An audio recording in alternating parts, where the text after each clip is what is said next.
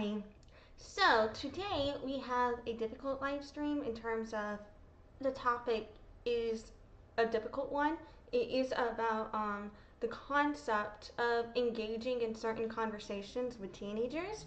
And so yeah, today I just want to basically discuss the whole Andrew Moreno Mono situation that has been happening on TikTok.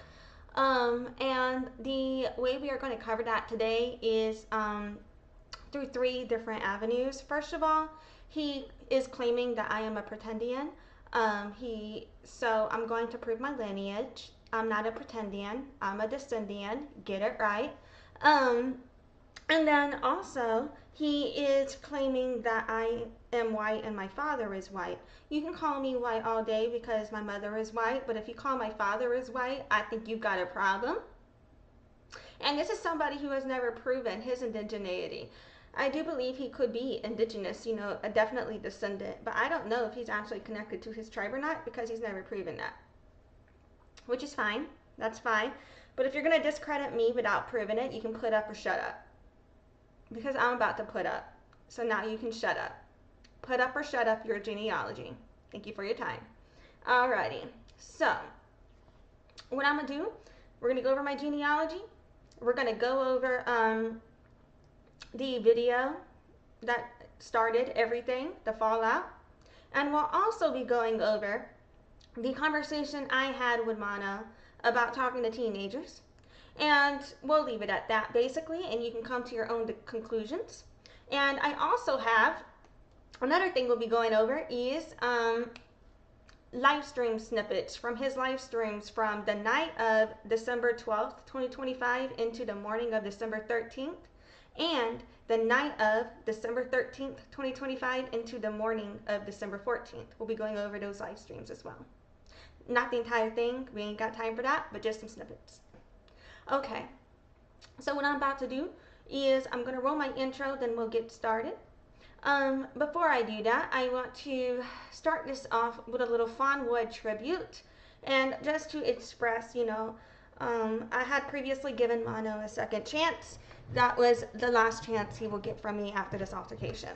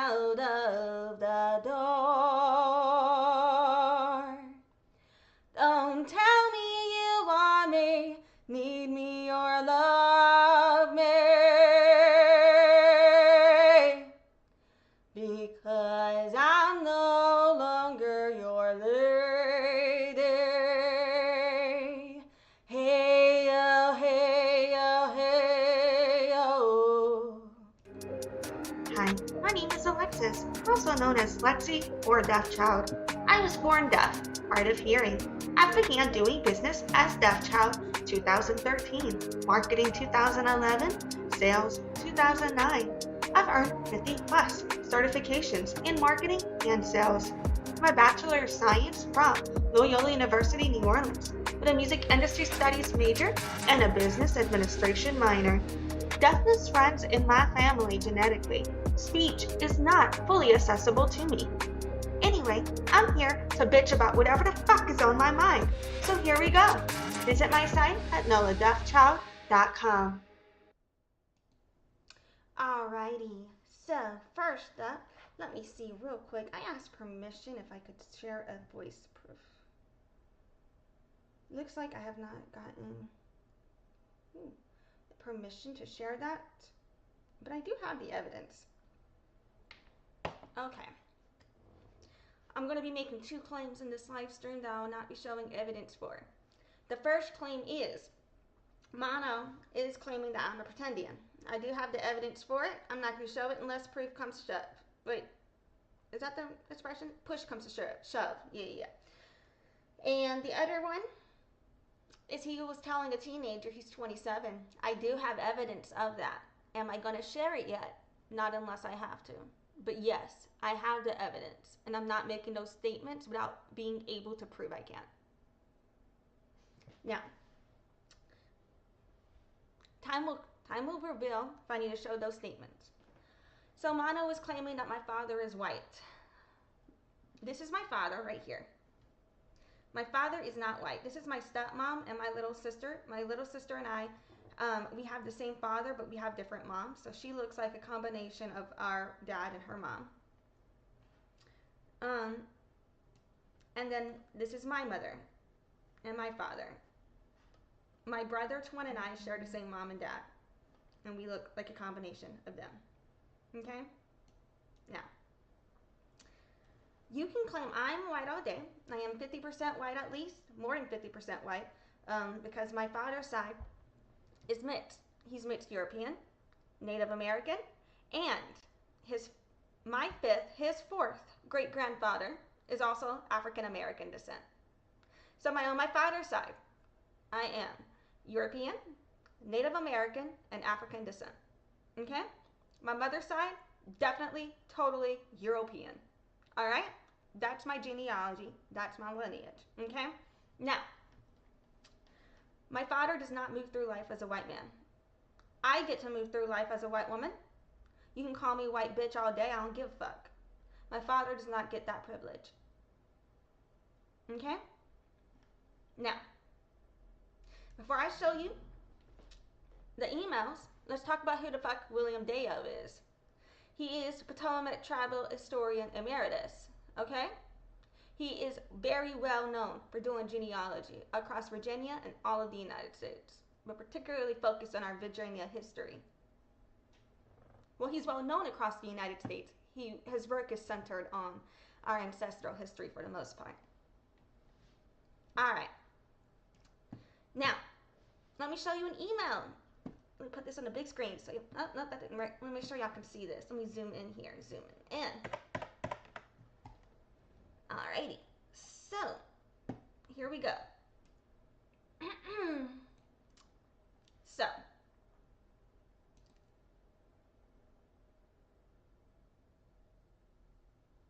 since my line is through Sarah Ashton, I descend from Henry Meese and his Indian wife, whose baptismal name is believed to have been Mary. Mary's mother was a daughter of Thomas Pettis and Ka'oki, daughter of Pocahontas and Cocoon.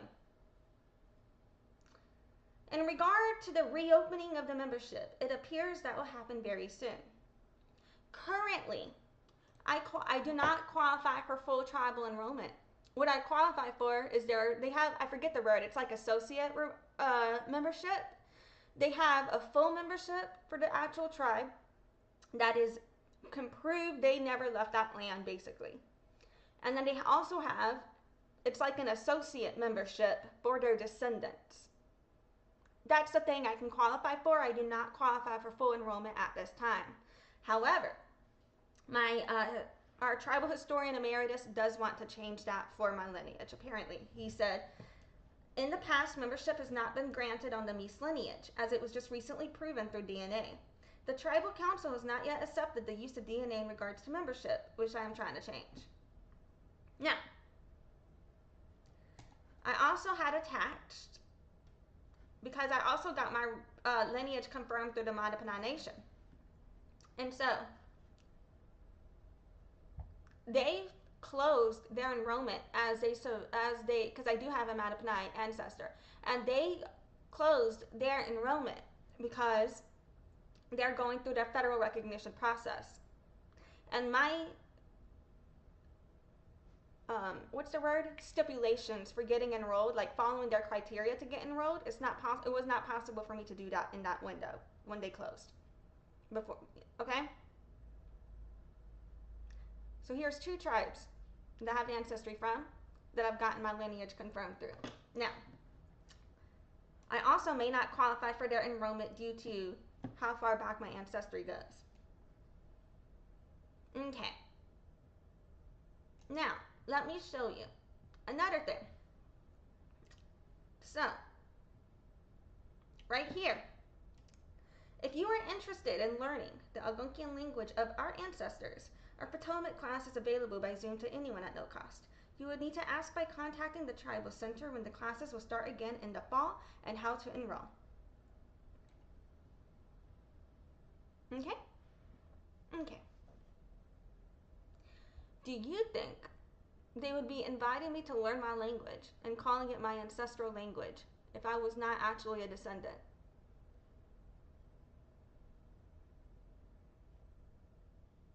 It's a yes or no question. Okay, now, hold on, I'm not done yet. So this is verification from the Potomac Tribal Historian Emeritus. Wait a minute.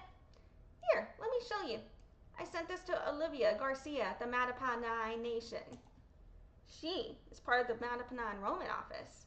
Okay?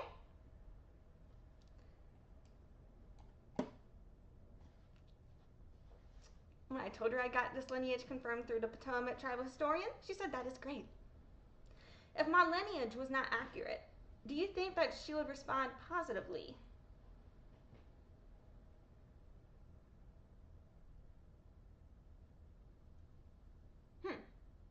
I don't think an enrollment office would talk to me about, positive enrollment. Okay. Okay.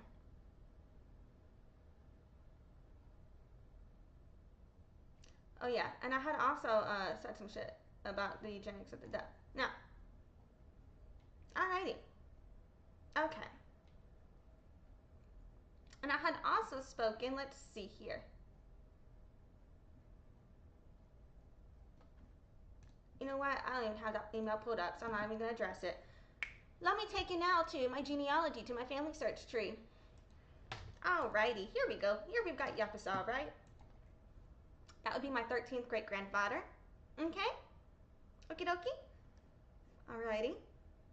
And so this right here is me proving through my father's side, because this is through my father's father, that I'm indigenous. Okay? Now, I can do you one better. Look at this. So, Tsenacommacah, you see right here, this line right here, this is all through my dad's dad's side. Look, if I go Kyle Key, that's Matoka's daughter. She's my 13th great-grandmother. Matoka is my 14th great-grandmother. Okay? Now, if I look at this line, look right here. This is through my dad. So all of this lineage that we're looking for right here is through my dad's dad, right? Right? So now you've confirmed my dad's indigenous. Okay, hold on now. If you click Tsenacommacah, he's my ancestor also through my dad's mom. Look at this. Look at this. My dad's mom's indigenous too. Hey, look, would you look at that? Would ya look at that? Would ya look at that? So, my dad's dad and my dad's mom are both indigenous. All right, we've got that cleared up? You got that cleared up? I'm a descendian, not a pretendian. Get it fucking straight. Now, before you want to try and invalidate Potomac tribe, let's get one thing straight right here. The Potomac tribe always maintain community and cultural connections with all other Powhatan Algonquian tribes. We even have proof of relationships with the Pamunkey tribe, the Mattaponi tribe, all of it. All right? Now, if you click through the Tsenacommacah Algonquian Oral History link, and you actually watch my tribal history, these are tribes I descend from, you will then understand my family history and how I came to be the way I am. Okie dokie, that's linked in the description of this video, and this was all produced by Raven Brightwater Costello of the Mattaponi Nation. Okie dokie? Great. Thank you for your time. I have proved now that I'm fucking indigenous descent. All right? Thanks. So, Mono, put up or shut up. Stop discrediting people who are Native American when you have never proved your lineage before. Put up or shut the fuck up. Now, let's do a little looky look. This is the video here. that really made everything just go down, right? So, before we get there, let's see here. Is it this one? No, not this one, not this one. Yeah, right here. So this video was published 2 days ago on December 12th. I watched it, I believe it was December 13th for the first time. I think I watched it, I can't remember if I watched it on Friday or Saturday night for the first time, but I definitely saw it for the very first time over this weekend, okay? Now, take note, here, Thursday, today, if you look at the calendar, today is Sunday, December 14th. This conversation is from last Thursday, December 11th, okay? This just happened a few days ago, 3 or 4 days ago, give or take. So, I knew that Mono was talking to a teenager in the group, and I had just found out when I made this message, okay? But the person I was responding to was talking about the 16-year-old, and I didn't realize it then because I didn't know about the 16-year-old at this point, who's 18 now. I only knew about the 19-year-old, and so I was just thinking, and so I had gotten that part confused. So I'm over here thinking about like the fact that he's talking to a teenager, and it's bothering the fuck out of me. Like, why would you think that's okay to do, right? Because he was claiming he didn't know she was a teenager, but he actually did know. He just didn't know she was 16. He thought she was 18, but he still knew she was a teenager. And he is in his 30s to 40s. So yeah. Anyway, so LA Goth has said, just a suggestion when it comes to her. Going forward, never speak on your time with her. I said, I agree with this. She's 19. On one level, I do believe that she is of legal age to determine her own consent, and I believe she is an adult. That being said, I also believe this is the age in this society is where she is just now able to fully make and process her own decisions, and so this is a time in her life she is in information overload about social issues and these labels. I think pushing back in any way, shape, or form on her will only make you look worse. If you do have evidence you rejected her, I would share that and only that. Anything else will be twisted against you, no matter your intentions. I do believe in a man in his 30s should not be talking to a teenager in that way as well. Even if she is now legally an adult, she is still a teenager, and that time in your life is by definition the end of your adolescence, where you're transitioning from childhood to adulthood. And so, in that context, I think the history of grooming done on women is also being used against Mana. And so, if there was anything said that does look like they were talking, that would definitely be used against Mono. And so, if there was anything said that does look like they're talking, they'll definitely use against Mono. Mono, take this as a learning lesson. Only talk to teenagers who are either your family or in group settings, because in this world, even if they are a young adult, there are social issues of how young adults get groomed. So at this point, I didn't realize that these were different, I thought they were talking about the teenager in that group chat. I didn't realize there was a different one.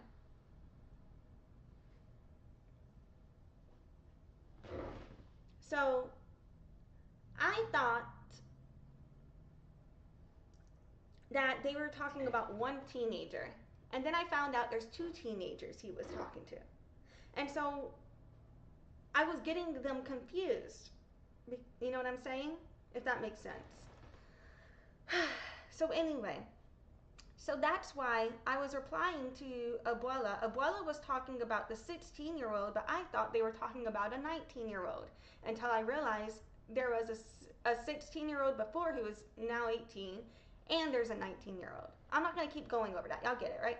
Okay, so that was the conversation on December 11th, all right?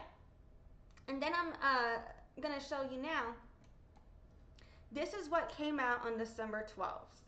So Mana was worried about this situation before this video even came out, okay? Okay, now I'm gonna mute. We're gonna let our toxic TikTok Unveiled friends speak, I do have this video set to the playback speed of 1.75. This story you are about to hear may be triggering. Viewer discretion is advised. Well, looks like the secret is finally out. Andrew Moreno, also known as Mono on native TikTok, is being outed as the groomer that he is. Many of the people that have now fallen out with him are feigning ignorance as to what his true nature is, but he was called out many times. I'll even give BGP her credit because she was actually the first one to call him out for his predatory behavior. I also called him out multiple times for his behavior and many coddled him. So, a little backstory before I let this video play. Mono started grooming this girl when she was 16. He attempted to meet up with her and do things that 40-year-old men shouldn't be attempting to do with adolescent. Or something, and he'd get mad because he didn't know where I was at, or I didn't tell him where I was going. And he would get like really angry, like, oh, you're acting like you're single and everything like that. You're acting like you're single. You need to tell me where you're going and who you're with, and you need to even ask if you can go out. You should ask me if it's okay. And that's the stuff that he would say. And at any time, did you feel like pressure to keep a secret or stay silent about certain things? Yeah, I did the whole entire time. That whole 3 years that I knew. Like I said, just to clarify, everyone else in the group didn't even have an idea of how old I was. Everyone thought that I was the age that I said I was. Everyone thought that. Because I guess it's just because I never gave off that vibe that I was younger. I don't know. But yes, I felt pressure because it was more like, especially when the group happened, it's like, damn, you're just going to leave me here with this secret that I have to deal with. And it's crazy because that night of that live, it was weighing on my heart heavy. I'm like, I can't keep lying like this because it's dishonest and it's not right and everything. And I was just more so scared because like he would say things like, well, if you do come out about your age, the group, they're not going to want to mess with you no more. They might not talk to you no more. And that was scary because I built a bond with you guys and I genuinely do care for you guys. So that was my biggest fear. Like, oh, if I do come out and say something about it, they're going to do what, he says they're going to do. Like, they're going to stop talking to me and stuff, So I was like, I kept it a secret, but at the same time, I wanted to say something. And just like the whole oval. Did he threaten you at all? Did he say like, oh, don't tell him or else this is going to happen or that's going to happen? Did that ever happen? No, he never like said anything like that. The most he ever said that was like, I wouldn't even say, it's not even a threat, but it's more like, I would say another manipulation thing is when he was like, oh, well, you're 18 now. So why does it matter if you say something? It's not going to matter. They're not going to care. I mean, why does it matter? Why are you bringing that up? Because you're 18 now. And that's what he would say. And just to clarify. Don Chuy right here. If the allegations are true, people are saying he also talked to her the same way. People are saying he also encouraged her to drink on live streams. And the way he engages with her, I also find inappropriate. The way he is having her tell this story on this platform, if she had any sort of legal case before, he has totally fucked it up. Because right here, where she's discussing, she's just straight up saying I lied, right? An attorney would have prepped her for these types of statements on the stand so that it didn't fucking shoot her credibility in the ass. They would have taught her how to discuss why she felt pressured to not say the truth. Or they would have known what are the right things to say in accordance to the law to balance. Like saying, look, she was just a young girl wanting to engage in adult spaces, but this is still the problematic area right here. He did know she was a teenager, okay? So, I'm just putting that out there. The way Don Chuy did this is not helpful to victims, okay? What he should have done is refer her to legal aid. Only go through legal channels. And only publish records that are verified through the court until after the statute of limitations are up or until the court procedure is done. Because anything said between now and then can fuck with her case. Can be used against her. If she has a real case, he just fucked it up. Very big. Like she could still have one, but like he fucked it up. You turned 18 in November, correct? Yes, I turned 18 in November. I just turned 18. My birthday was last month. So just so the viewers know, you were 16 when you met him, right? Yes. And then you turned 17 roughly around the time when you came into the group, right? Yeah. And what age did you tell everybody you were when you came into the group? Because I'm not gonna lie, I've never asked. I don't get involved in people's relationships. I jump in and out of lives, and I have very minimal conversations with people. Sometimes other people have stronger bonds and relationships. I might talk to this person a little more than I talk to the whole entire group, and that's the way things are specifically, right? But I remember just because I was confused. I was like, I do remember her saying she was either 19 or 20, and I couldn't remember which one. So the whole time I'm thinking you were an adult, over the age of 18. Yeah, and I probably did say that because like sometimes before we would go on calls or before we would go live, he would call or I would call or whatever, and he'll tell me what to say, like tell them your birthday's in this month, or he would just tell me he would tell me to say certain things or whatever, like about my age or about the situation about me being of age, and he would like tell me what to say. He'd be like, okay, so when we're going live, you say this, and yeah, at first I say like that first 6 months, nothing sexual was brought. Oh crap, nothing SE actual was brought up. Okay.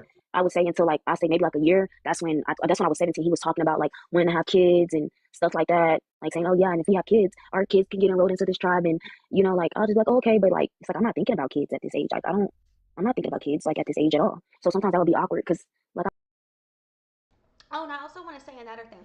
Um, Mono claims he never said anything sexual to her. If the statements about wanting to have children with her or wanting to have children at all in relation to the rest of the conversation, as she says, happened, that does constitute as such and is extremely problematic. Also, another thing I disagree with here, where Don Chuy is calling him a PDF file or pedophile, I disagree with that. I think you should only be calling someone a pedophile if they've actually exhibited an attraction uh, to children, to people who have not hit maturity yet, to you know what I'm saying, to premature people, like you know what I mean. When you're talking about teenagers and late teenagers between the adolescence and adulthood, I think that's still grooming. I think it's still predatory, but I do think that pedophile is the wrong label. And I think when you mislabel it as pedophile, it discredits you because now you're not putting an accurate statement to the event here. And that is something where, you know, legally you do have a right to an opinion on one level. So as long as you're not accusing him of taking a specific action, I don't know if you can get defamation for that because like you could call me a white supremacist if you wanted to, and that's still legal. But fucking if because it's an opinion. So to a point, you can say like doing this makes me think of pedophilia, right? Someone could have the opinion that grooming a teenager is the same as pedophilia. That could be an opinion that may not be prosecuted for, that you can prosecute for with defamation. However, whenever you are basically making claims that certain events happened, and if you do not have the evidence of that, where she's discussing here that he was sexualizing her because he wanted children with her. If she does not have evidence of that and she's saying that, that is something that defamation could be sued for. Do you know what I'm saying? So that's another issue here too. They're making a lot of claims. They don't provide evidence for the claims. However, I will say um, that in personal group chats, Mono did admit to these things to me. I asked him point blank, period, did he have any sort of sexual relationship with her? Did he have say or do anything with her that could imply a relationship? And at first she told me no. And then he told me about what she just said about wanting to have kids. And then he also told me that they planned to move in together, which I find extremely problematic. You should not be in your mid 30s, 40s, talking to a child, a teenager, about moving in together and having children. That is grooming. That is predatory. That is taking someone who has no resources and trying to bring them somewhere where then they would not be able to have a way to leave. I strongly disagree with that. I'd be like, oh, okay, that's pretty cool. But like in my head, I'll just be like, is this gonna work out? Because you want kids, but I don't want kids. Like I'm 17. That's not even on my mind right now. At the time, I was 17 during that time when those conversations were had, and when that stuff. So he was basically telling you to keep secrets then, right? He was like yeah, he was prepping you before you would go in anybody's live or in any other chats, is what you're saying? yeah, yeah, he was. Yeah, and when Great Wolf, oh yeah, to answer your question about that, when Great Wolf was in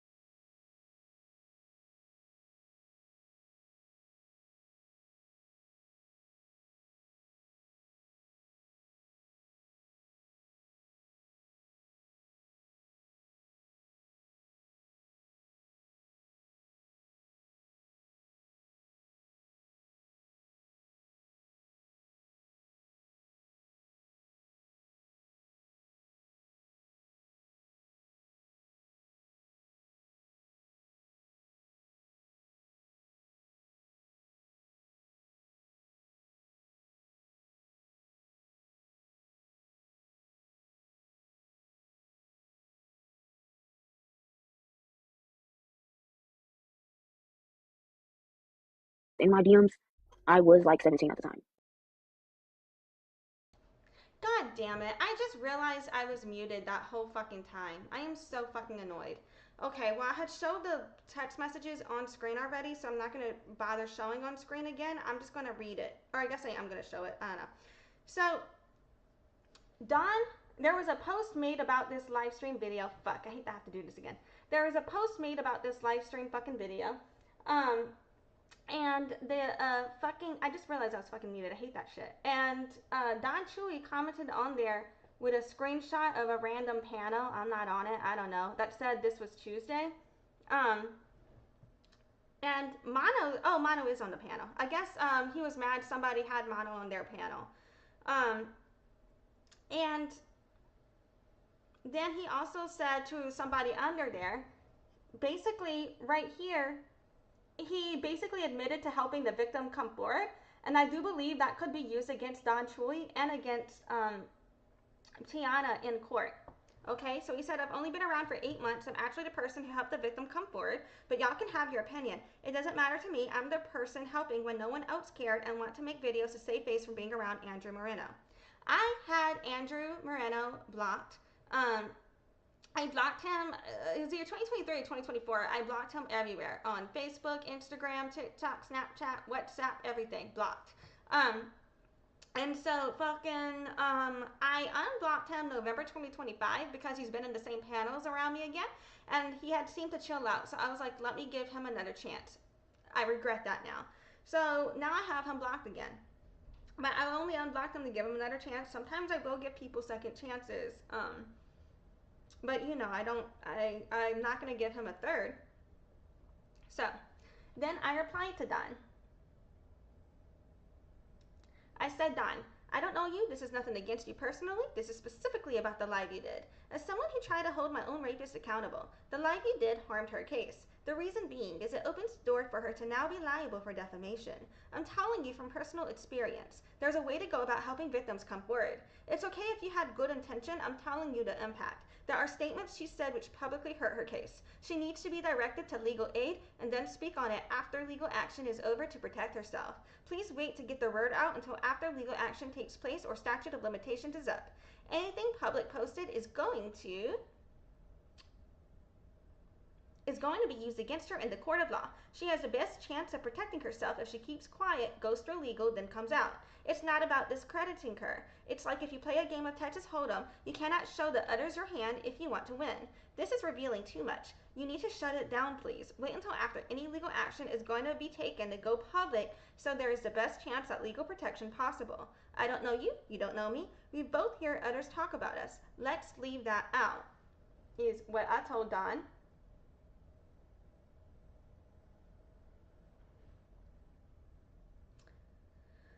I said, I'm giving you a chance as a human because I'm not letting how others see you impact the chance I'm giving you human to human, heart to heart. Just please think about it where I'm coming from. And this was also me telling Don, like, when it comes to how I treat him, I'm going to treat him as a person who is, like, with my new, fresh experience, you know? I'm going to let him know what I don't like about what he's doing in this video and what I don't like about the statements about him, if true, regarding drinking on live streams with teenagers, etc., and hitting on them. If those statements are true, I don't fucking agree with that, and I do feel that is him pointing dirty fingers at Mono. But if those statements are not true, then I hope he understands why I thought they could be true and why I'm against them, those statements, you know? So Amor213 had told Don Chuy, don't listen to them. They platformed him too, knowing the allegations, which is not true because the allegations had just come out. And so I replied to Amor. I said, how could any one of us have platformed him knowing the allegations that just came out yesterday and he's been having a platform?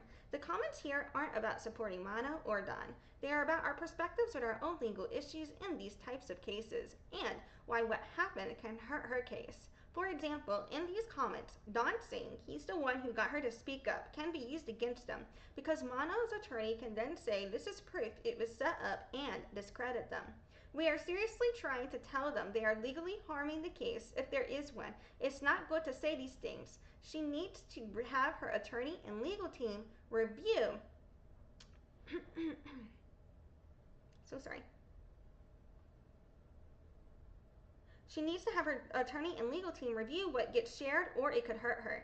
Take out this side versus that side issue. Look at the facts of the case from law and what could happen, please.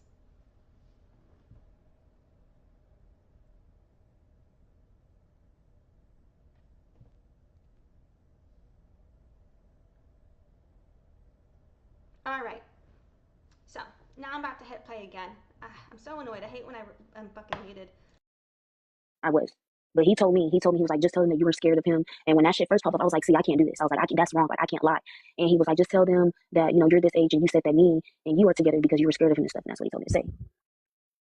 Wow, this is unacceptable. It's very unacceptable. Again, And, oh, sorry. No, it's okay. I just want to say this, like, you know, I'm sorry this all happened to you. You know, unfortunately, we have individuals on the internet who do shit like this, right? And, you know, there was a lot of people who came forward beforehand. And, you know, unfortunately, like, we didn't necessarily believe all of the rumors and stuff like that, because Mono is good at one thing. He'll make you believe something because he'll reiterate it over and over and over. And then what he does is he makes you feel sorry for him. He makes you feel sorry for him. Like he's a victim, you know? And it's just unfortunate because he's not that way. And he's not the victim of anything. He's an aggressor. He's been the aggressor the whole entire time. My bad, Miss T. No, you're good. I was just saying, like, another reason why I guess he didn't believe that I was 16 and he probably thought I was younger is because he made a comment one day. He was like, you're tiny for your age. He's like, you're small for your age. And I guess that's why he didn't believe that I was 16. I'm guessing he thought that I was younger than 16. And I was like, no, I'm 16, because he kept asking me. And I was like, well, maybe it's because I have on makeup and a profile picture that I had on my TikTok account at that time. Yeah. But yeah, he was like, are you sure you're 16? I was like, yes. Like, what do I have to lie for? Yes, I am 16. And that's when he was like, oh, well, he was like, you're pretty small for your age. And I was like, you know, at the time, I didn't think anything was weird with that. Yeah. And yeah, he would just do stuff like that, you know, and that's really all that happened. There's more stuff, but like, since like, hell, this was like for like 3 years, I'll probably remember some stuff like just a little bit later on, but we'll talk about that. And I just wanted to reiterate and ask this question real quick. Like, what made you, besides me asking you like, yo, like, can you please be honest with me and tell you what your age is? Besides that, like, what made you come forward? Like, what made you say, you know what, like, I'm tired of this shit. You know what I mean? Like, because I was tired of living a lie. Like, it would be certain stuff. I would see relatable videos about people talking about, you know, being a teenager, and it's like, fuck, I really wanted to repost it, but I couldn't, because anytime I would want to repost something on TikTok or especially on Snapchat, he would tell me, why would you post this? Why would you post this? The group is gonna see this. Did you block them from your story? Make sure you block them, and make sure that you know they can't see it before you post this. Like, it was so much stuff I wanted to post, and I was just tired of having to like fabricate this lie to y'all and like be like, oh yeah, I did this today, knowing damn well I was really somewhere else. Like, I got tired of that, and I felt so guilty because y'all are nothing but genuine and sweet people. Y'all have always been welcoming to me. So that's what made me come forward. Especially, it's like when you asked me that right there is what gave me the push to just do it. Like, when you asked me, that right there just gave me the push to just do it, because I was like, I can't continue to sit up here and lie about something like this. I can't continue to just lie about this. Like, I'm tired of living a lie. I'm tired of having to be careful and tread lightly about what I post, because if not, he's gonna fucking get mad at me and everything like that. So I got tired of that. You know, it got really tiring. You know, and like I said, it just hurts my feelings in a way because. Okay, notice also a commenter had just asked, does he have another young person? Wait a minute, that response is incoming. I should have been said something, but like I said, it's just that fact that what he told me is like, oh yeah, well, you know, if you say something, the group, they're not going to talk to you anymore. And that's when I was like, well, it was like I was conflicted, basically. I wanted to say something, but I was also scared of the outcome of the situation. So you were genuine. You were. Also notice the same person right here where it says Harley MFN Quinn like the live, that's the same person who is Tawana Thornton Oldacre Thomas. She's also involved in how this victim is coming forward. So because of her involvement and because of the way Don Chuy did this, I did believe when I first saw this that they were just using Tiana's stories for views, because I believed that why would they jeopardize her case this way if they had any good intentions towards her? After I saw Don's comment, then I thought maybe he really thought he was doing the right thing by outing a predator, but he does not have any lived experience on this issue to have done it in the right way. That is a possibility. I do not trust Harley's intentions in this. AKA Tawana. And I'm gonna try to remember to link the playlist on that below. In Two Shakes of a Lamb's Tail after this. But yeah. And also, right here, there's a response. 2 responses. Yeah, he's seeing Cyber Cheese now. Yes, Cyber Cheese. Cyber Cheese just turned 19. So, that's the 19-year-old and the 16-year-old I was getting confused about earlier. Okay? Alrighty. So, the 16-year-old is now 18. She was 16 when she started talking to Mana. Alrighty? Do you think it's okay for someone in their 40s to be talking to teenagers? Someone in their 30s to be talking to teenagers? Let me know. You're afraid. Like you being scared, right? Like you physically felt fear to tell the truth because you felt like if you told the truth, then something was gonna happen to you. Basically, is what you're telling us. Yeah. And that's why, like, I would have to be careful with certain stuff that I said, like, you know, in conversations and on live and everything like that. I would have to be, like, really careful on what I would say. And yeah, like, anytime I almost slipped up or said anything, my heart would start beating and stuff. Like, those, like I said, like, those breaks I would take away from conversations. Like, don't get me wrong, I genuinely was taking care of my family. But a lot of those breaks that I had, I contemplated about unaliving myself or checking myself into, you know, a mental hospital or something, you know, because for one, it wasn't just that situation, it was other stuff I was going through on top of that too. But it's like that situation, it's like it just made it worse. Like, I don't know how to explain it. It's messed up. It really is. And I'm again, I'm sorry that you had to experience that shit.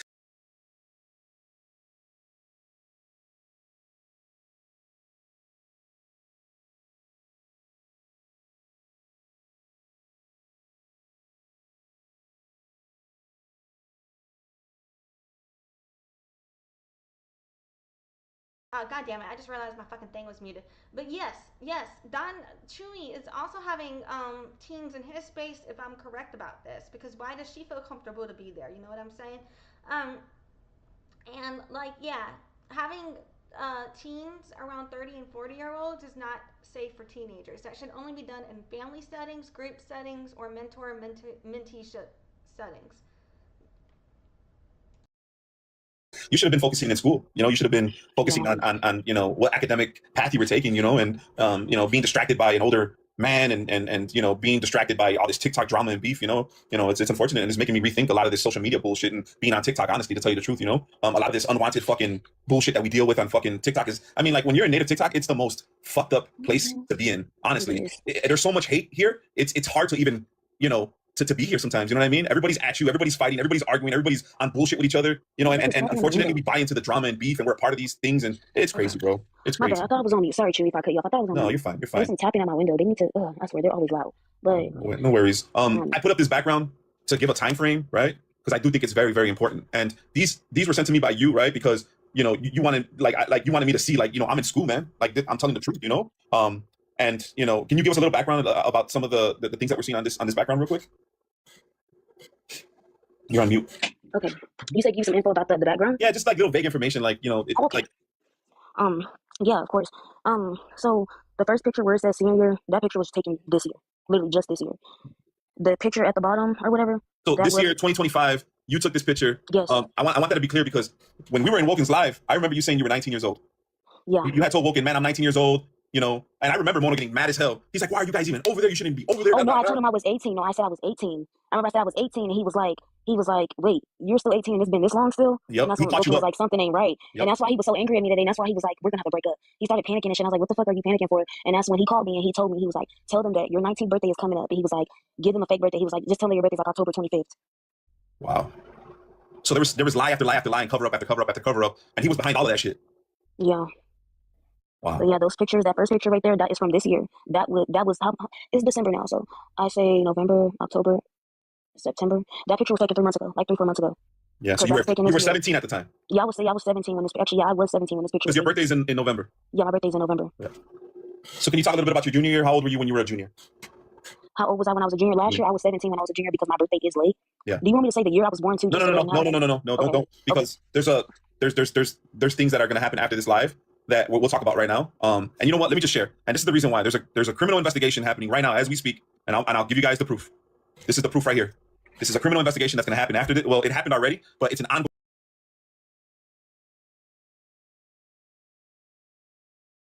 Really much of proof. So basically, he's showing a police officer card with comments here where she is claiming that she did file the police report. And so, yeah, I don't know if she filed the police report or not because a business card for a police officer doesn't necessarily mean you filed a report, but she could have gotten that business card from filing the report. So, I'm not discrediting if she filed a report or not. I'm just saying I don't know because I don't see a business card alone as proof of if it was done. Mumi Starr said you should have been. there's no reason to victim blame. It doesn't matter if she was distracted. The person distracting her shouldn't have had welcomed her in teenage space. She was 17. I agree. Like, they're trying to act like just because she lied about if she was 18 or when she was actually 16, that somehow makes it better. But the fact of the matter is, they're still engaging this way with teenagers. It's still problematic. The only difference is the age of consent. Um, so whether or not, that goes from pedophilia to predatory could change there with that line, but it's still predatory in my opinion. You know what I'm saying? Ongoing investigation, and I don't want you to, ruin the investigation. You know what I'm saying? And have you focus on the general parts about everything. This way, people on TikTok, right, can know exactly who they're dealing with when they're dealing with Andrew. We need to put the fucking word out there about this individual, so nobody panels him up. Nobody. He needs to be ousted from every community on TikTok. Everybody needs to be aware of this individual. And this is the reason why we're speaking up about this shit. This is not okay. This is not right. You spoke to the authorities, correct? Yes, I have spoke to the authorities. It is currently getting handled and stuff. So yeah, it's currently getting handled. It's in the works, slowly but surely, but it will be handled. I want to read it real quick. It says the card they gave me, which is obviously above that, and they said that when it is time, they can send it to the California Police Department and let them know about it. The police just left. They had told me they were going to send a link, and once I have any type of screenshots or anything to send it there, I showed them screenshots of his profile and told them everything, and I gave them his supposed name, Andrew Moreno. They said that there is no time limit on anything, and they gave me a case number. Is that factual? Is that true? Yes, that is 100% true. Obviously, there is information that's blocked out just for the safety of my information and the police's information. But yes, it is currently getting handled.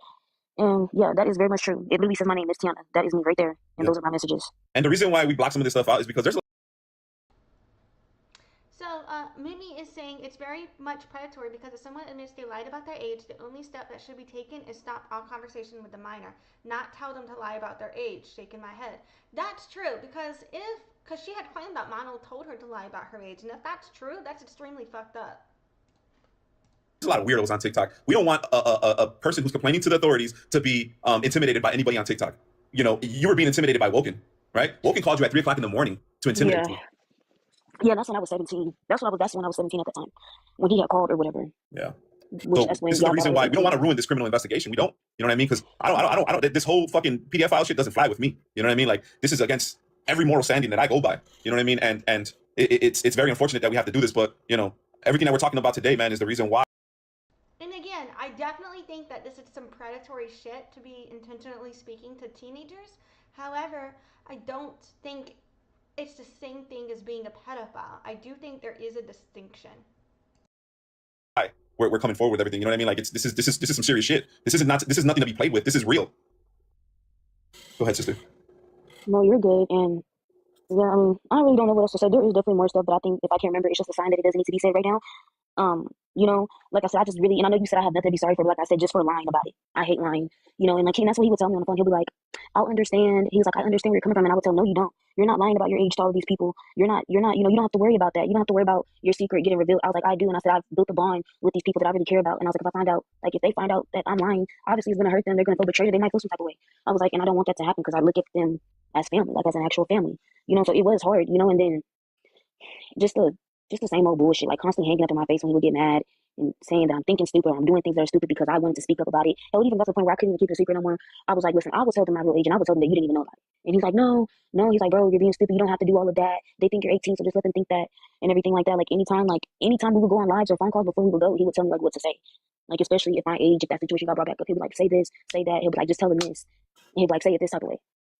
Yeah, very unfortunate. And I just want to reiterate this as well. Like, when we had our call and, the sisters came in and, we had a conversation, how did that make you feel? When you revealed your age and you talked about everything that happened and when the sisters heard you, how did you feel about that situation?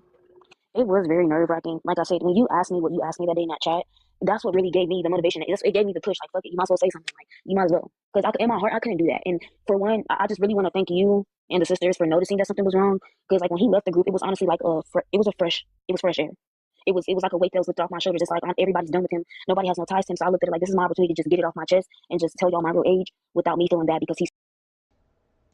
So Mumi Starr saying if he's saying a lie about her age, that means he has no intention to stop talking to her, and if it can go further, he would let it. He's also using her representation against her. It's predatory.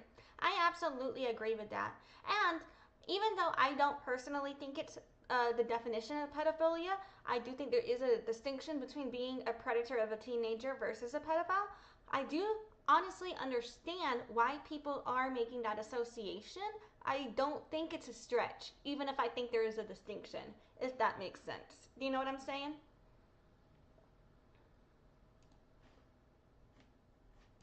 He's still cool with y'all. He's still lingering around, you know?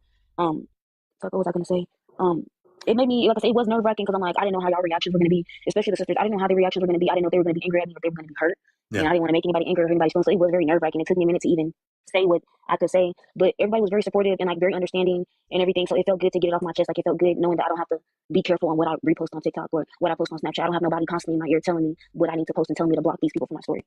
You know, I don't mean this with any disrespect at all. Like, you're still a kid, and you should be able to, you know, do what kids do, have fun, go to school, you know, eat a meal here and there, and exercise and do sports and all that stuff. And unfortunately, you got robbed of that for a little short minute, you know, maybe a little longer than we actually fucking, realize, you know. And it's unfortunate that you had to go through that, you know. And, again, man, like, if you feel, like you need support, if you feel like you need to talk to anybody, like, the sisters are always there. There's other people that we can put you in communication with, right? Like, at my job, we have a whole behavioral health team that, you can talk to as well, and like, these people are all just, really good people who do the work, who actually do the work, who are very genuine in the work that they do. Or if you need to talk to somebody, like with your family, I would say, like, do that, like, reach out to somebody, but because this is heavy, this is really heavy, and your brain is still developing, and unfortunately, when you're online and when you're dealing with people, like, you just tend to trust people, and don't do that. I've learned my lesson from this day forward, and just from seeing all the bullshit on native TikTok. Like, man, listen, like, I ain't got a problem with nobody.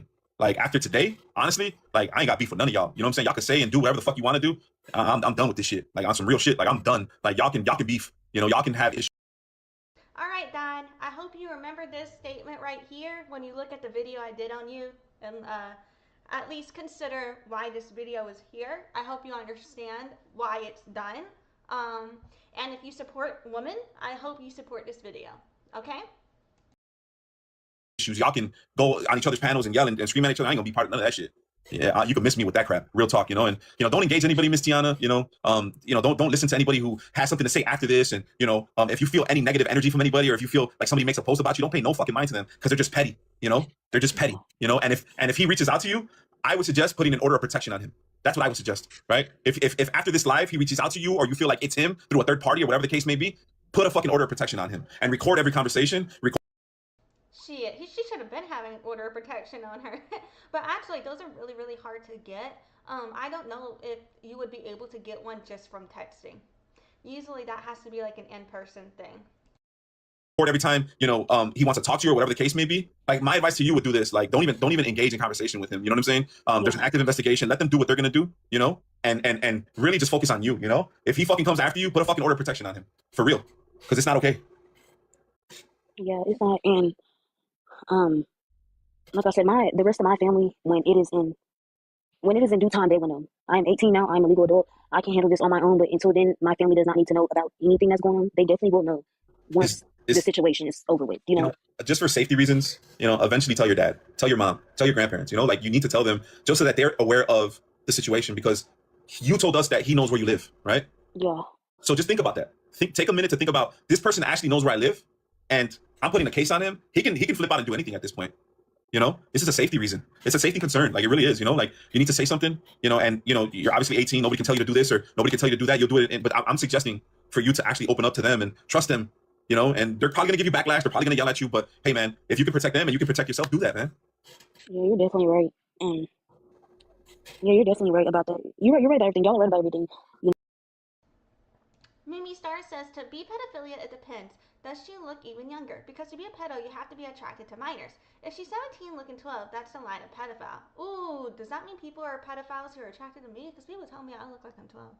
Anyway, and then it says, if she felt threatened, she can get a limited order of protection. If there's an active case, she can get one, especially if he knows where she lives. Ooh, okay. Okay.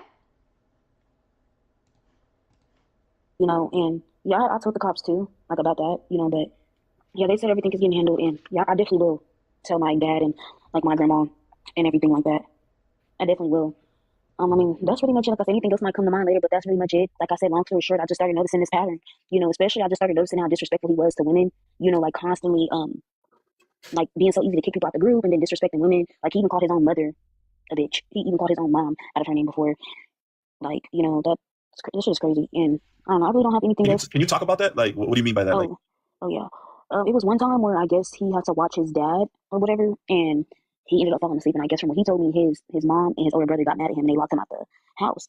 And we were on the phone, and I was like, well, just call the cops if she's not letting you get like your stuff, because they can safely escort you in and out to get your stuff. He's like, she's being a bitch, bro. She's a fucking bitch. She's being a bitch. And I was like, what the hell? Like, and I should have known right then and there. Like, if a dude doesn't respect his mom, he's not gonna respect you. yeah, that's messed up, man. That's really messed up. That's really messed up. We're gonna wrap it up shortly, and then we'll let folks come up. You know, just keep in mind those people who are coming up. So Mumi Starr also said, yes, my friend and I had people attracted to me when I was 20 because I looked 14 and they thought I was 14. This is why I stay focused on who compliment me and why they are when I was in my 20s. Honestly, you're making me process a bunch of shit right now because I'm having flashbacks and shit, and I'm like, bro, oh, oh, oh, oh, oh, oh. You know what I mean? Like, it's one of those moments for me. I'm like, oh, fuck. Oh, fuck. You know what I mean? Yeah. Yeah. But I agree with you. I definitely see what you're saying, and I'm just now realizing it. Yeah. Man, she just shared her story. This is traumatic. This is a trauma experience that she's going to have to deal with for a very long time, right? I'm glad that nothing happened to her, right? I'm glad that, because you did share that he wanted to meet up with you, right?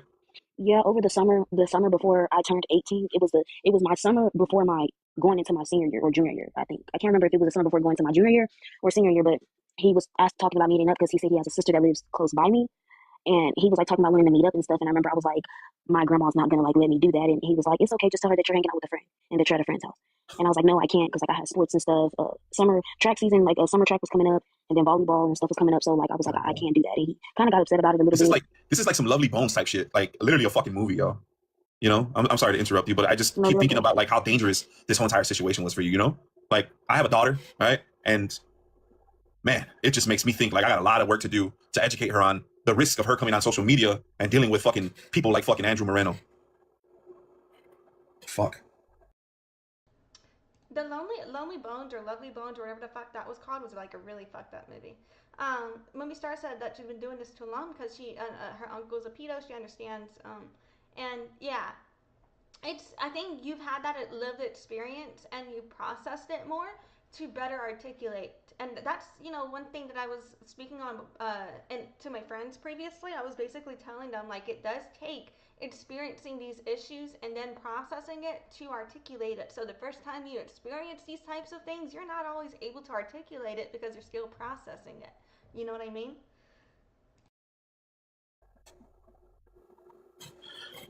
Man, boy. But yeah, I mean, if anybody wants to know more about it, that's fine with me. Just I don't need anything, like you said, just too outrageous, anything too crazy. But I mean, so yeah, that's all that we have available from that live stream. And right there is what is basically blew up everything with the whole mono situation. So Mimi also said, I won't twist things. Someone can be attracted to you not because you look young. I can look young and still be viewed as an adult, but they view you as a child, then that's the line of pedophiles. I agree with that 100%. So yeah, that's the end of this live stream right here. So now we're gonna move on. After that live stream was posted, one of the videos that I made is this video, okay? And it's just a question for native TikTok. Are you good with 40-year-old men having relations with teenagers? It's a yes or no question. 40-year-old men, teenagers, yes or no question. Thank you for your time. So this video I sent into Mono's group chat on TikTok. I was in his group chat on TikTok and I was in his group chat on Snapchat since the last week of November 2025 until today.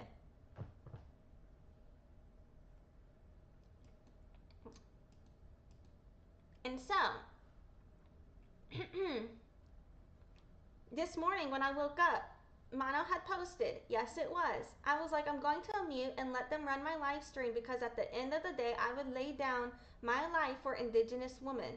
And he was talking about his life being fun. Y'all deserve the world. I'm just here to love and protect. And so then I responded, because I had been telling him to stop talking to teenagers. I responded, Good, then you can stop talking to teenagers, because that is how you protect women. That is how you protect Native women. And if you are in agreement that men should not be in their 30s and 40s, should not be speaking to teenagers, then how is this taking shots at you? He said, what the fuck? Why are you taking shots at me? What the fuck? And then he removed me from his group. He removed me from his Snapchat group, and he removed me from his TikTok group. Why would you remove somebody from your TikTok group or your Snapchat group just for saying, good, then you can stop talking to teenagers after you said you would die to protect us Native women? Didn't you just say that, bitch? So, I'm not taking shots at you. Okay, I said, stop talking to teenagers, Mana. You wouldn't think me telling you to not talk to teens was an attack unless you felt insulted by the idea of being judged for talking to teens. And I put on here, hey Mana, when does that supporting Native woman begin? I do not support or condone middle-aged men preying on teenagers. And this song, there's also background music in here, but I don't know if I'll get copyright struck for that, but I'm gonna try playing that. Oh, yeah, Mumi Starr said, the way he removed you so fast from the group, LOL, he knew he wrong. He only wants people that think like him. He's building a defense team. I agree with that.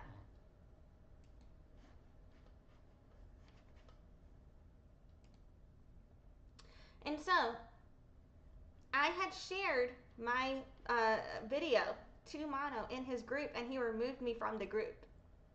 And then this video also that I posted, it does have my reasons for blocking Mono again in the comments. Oh, you know what? I forgot to read that to you guys. So that's just reminding me to go read that. Let me read the comments that I wrote. Hold on. So, I put in the comments here, let's see. Why are all my comments showing? Because I know I said more than one. That's interesting. I had more comments on here. Okay, I guess I have to show you on my phone. Hold on. That's annoying as fuck.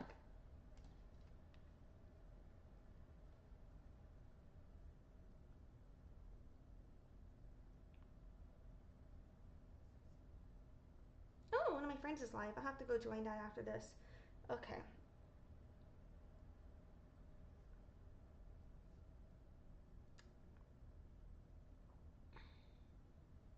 So, I don't know why it wasn't showing on the video, but what I said to him was, Chumano, I originally unfollowed you. Why isn't my captioner working? Hold on. God damn it. Technical difficulties. Okay, so what I said to Mana was, Chumano, I originally unfollowed you and blocked you everywhere after the following situations. Nahimana, Native Cutie, Baby Osama, the fake Ohitika Chris nude. The Nahimana and Native Cutie situations are posted on Toxic TikTok Trends and Toxic TikTok Unveiled YouTube channels, as are many, many more clips of you engaging in problematic behavior against women. Regardless of the issues, you need to reflect on how you treated all of these women. On top of that, you were supporting Manny, knowing how problematic he is, when I had blocked you 2 years ago, even if y'all aren't good now. This value alignment is why I blocked you the first time, as I didn't feel safe in your space as a woman. Now I unblock you to see if you had changed, but I'm even more alarmed based on what happened recently.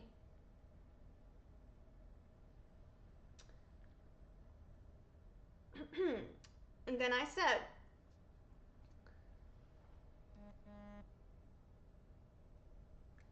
here are the issues I have with everything. 1. In 2023, Mana told me in text he was 35. 2. We now have teenagers speaking out. 3. Mono, there were discrepancies with you on what was said with her, and some of the things you said can definitely be used against you legally when it comes to the concept of grooming teenagers. Item number 4. I do not believe essentially a 40-year-old man should be entertaining teenagers in any shape or form in the way that has been alleged, and some of what was said makes Mana look predatory. Number 5, I do disagree with people calling Mono a pedo. I think they can call out the issues they have without doing that, as pedophilia is not what happened here. 6, I still think Don and Harley are using this because they just want to isolate Mono, and if they cared about Tiana at all, they would have helped her get legal aid instead of doing this. So to me, I don't see this campaign as a human rights campaign from them. I do see it as a smear campaign. Number 7, even if it's a smear campaign, with lies regarding pedophilia, which they do need to be held accountable on, there are truths told here related to treatment of women, especially young women, specifically teenagers. 8, even if Mono didn't know she was 16, him thinking she was 18 doesn't help his case much when it comes to him basically being a 40-year-old man engaging this way with teenagers. Then we're moving on to number 9. Number 9, as I've been saying, teenage years is a vulnerable time for young adults, when they are just now understanding and able to consent to issues in the real world for the first time as they transition from the end of their adolescence to adulthood. I believe young adults are so eager to experience life and looking for experiences that it can be easy for older people to target young adults for their attention. And so even if that's not Mono's intent, the impact of him engaging with young girls puts all parties in a vulnerable position open to legal action. And now we're moving on to item number 10. I understand delayed processing, or trying to remember everything that happened in one moment. But Mono claiming he never spoke to her sexually or implied a relationship, and then it comes out that they did discuss living together, and she claims he discussed wanting kids with her. If that's true, will really discredit Mono in court. Even if she lied about her age, even if Don coached her, it won't go well for him if that's true. And if that's true, then even if I disagree with people calling Mono a pedo, legally they'll be able to argue it's their opinion, and Mono won't be able to hold people accountable. And then I also said, in conclusion, Mono, I unblocked you because I believed you can change. Oh, look at where mine paused. Let's change that. Are you good? Okay, better. I believe you can change and do better. I believe in you, but I am not currently seeing progress in this. I am currently worried you are doubling down on engaging in problematic ways with not only women, but also teenagers and adults about 20 years younger than you or half your age. The weaponization of people in their vulnerable states is something that is a trigger for me based on my background. I have hung out with you again to give you a chance to grow, because I believe we all deserve second chances. I do feel I have tried to balance being supportive with holding my ground on social issues. However, I cannot condone your actions currently. When I tell you not to speak on this, I really do believe you are hurting any chance of legal action you have to protect yourself. It's not about silencing you. I want you to tell your story, but also what you are doing is also antagonizing a teenager who has too many adults in her head telling her what to do and say about this. I fully believe Don is using her, but I don't believe that negates the problematic issues with engaging in certain ways with a teenager. I cannot normalize that or condone a 40-year-old man engaging with teenagers in this way. I will be taking my space for my own mental health and personal safety, because even though he removed me from those groups, he didn't block me. I blocked him. After I said I was taking my space, I advise all women to reflect on what is a safe space for the woman we are around, especially teenagers and young adult women who are most vulnerable to predatory men in terms of what should be normalized. I do not believe Mono is a pedo. I do believe if he continues to double down on engaging with teenagers this way, that does constitute a pattern of predatory behavior. Mono needs to stop attacking women, but to call out those who prey on us. I need to take my space. I wish you all well. Best wishes. That was my statement. Alrighty. I also said here, removing Indigenous women from your groups for telling you not to engage with teenagers is not protective of Indigenous women and shows you wouldn't do the bare minimum for us. Oh, shit. I'm not showing that. Yeah. I also show here a text message that I have from Mono from 2023. In 2023, Mono told me he was 35. This year, 2025, he told a teenager he was 27, and I do have evidence of that. I'm not going to show it because she asked me not to yet, but I will show it if I have to. I'll fucking show it if I have to. I've got that evidence, just like I have the evidence that you claimed I was a fucking pretendian.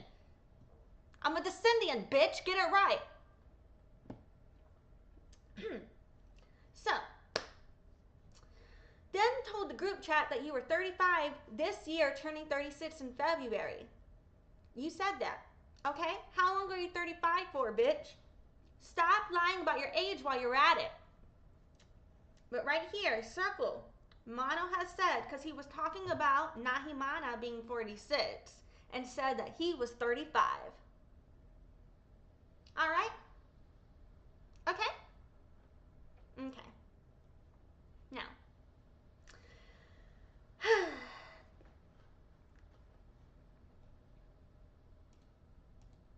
I think I covered all of this.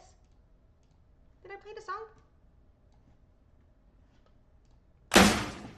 There's a little something to it too.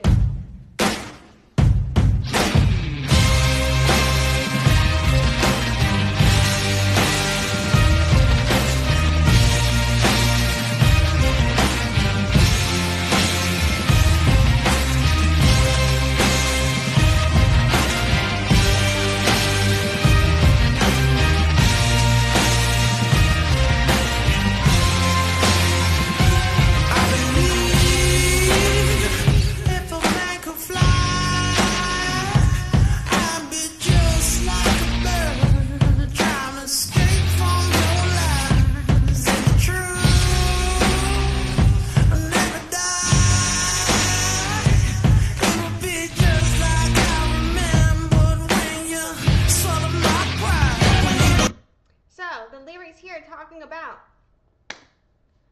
I see you're spreading lies, but the truth never dies. Boop. Pretty much.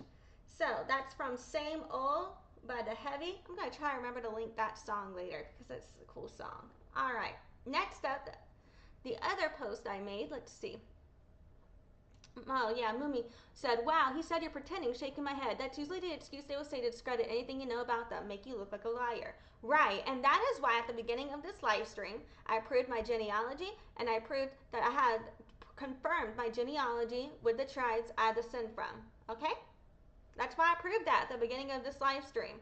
But Mono has never proven that to anybody before, publicly. He won't leave those receipts up for himself.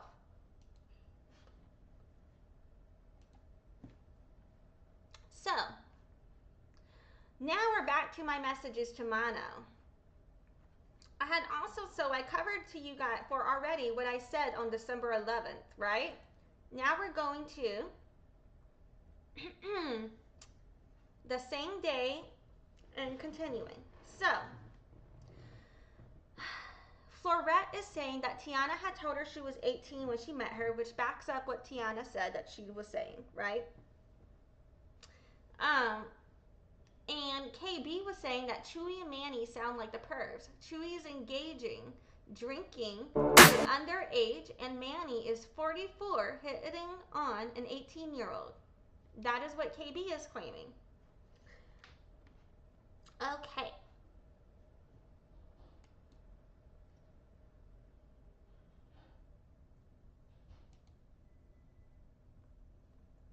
Now, at this point, I said you need a case file documenting all your proof and create a timeline and prep statements also. And see an attorney for sure. Many will take your case on a basis where you don't have to pay if you win. And they won't take your case on that arrangement unless they think you have a shot at winning it, is what I told him. Because at this point, he was trying to claim to us. I hadn't seen the video at this point. All I knew that was that Mono was claiming that she was accusing him of doing things and he never did those things, right? And so I was like, well, if that's true, then you have a case. Okay. But at this point, I was also suspicious of what his intentions were. And so I had already found the video, but I hadn't watched it yet. And I sent it in the group chat previously, but I can't find that message. Because after they removed me, it's like not showing everything for me. I don't know, but I'm fucking positive I had sent it before, but I couldn't find it. Here where it says I deleted a chat, I'm gonna be straight up. I was sharing the toxic TikTok trend videos that were done on Mono with Nahimana and Native Cutie. I was sharing those videos out. Like, I think this is context, and I accidentally put one of those links in that chat, and then I deleted that chat. And I said I recent video leaked by accident because I shared that shit. I was like, hold on, because people need to be aware. I do think Harley and Don Chuy are using this reviews. So I was like sharing out other videos about Mono. I deleted that chat, and then I was like, yeah, I was just, sharing the other video again, referring to the one we just watched. I did do that. Because I knew that they would remove me from the group if they thought I was talking about Mono, right? However, I wanted to see what was Mono's statement. And it wasn't to be messy. I was actually trying to give him a fucking chance to clear this up. Because I understand how sometimes maybe it's confusion. Maybe people are dumbasses. It's not technically illegal to talk to an 18-year-old, but is it predatory? Yes. Anyway.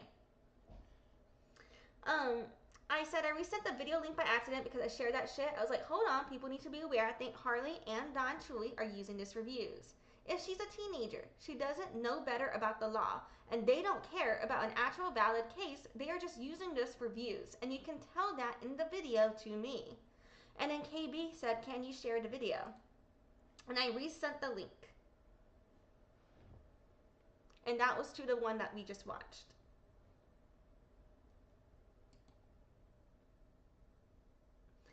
And then I also shared a post that was done on the situation. Well, actually, somebody else shared it, and I replied to that post. I said I do agree with her point about them just using her, though. So I said that there. And then Mono is saying that he's going to meet with an attorney on Monday. And I said, oh, wow, I'm glad you got an appointment so fast. He said, it's tribal.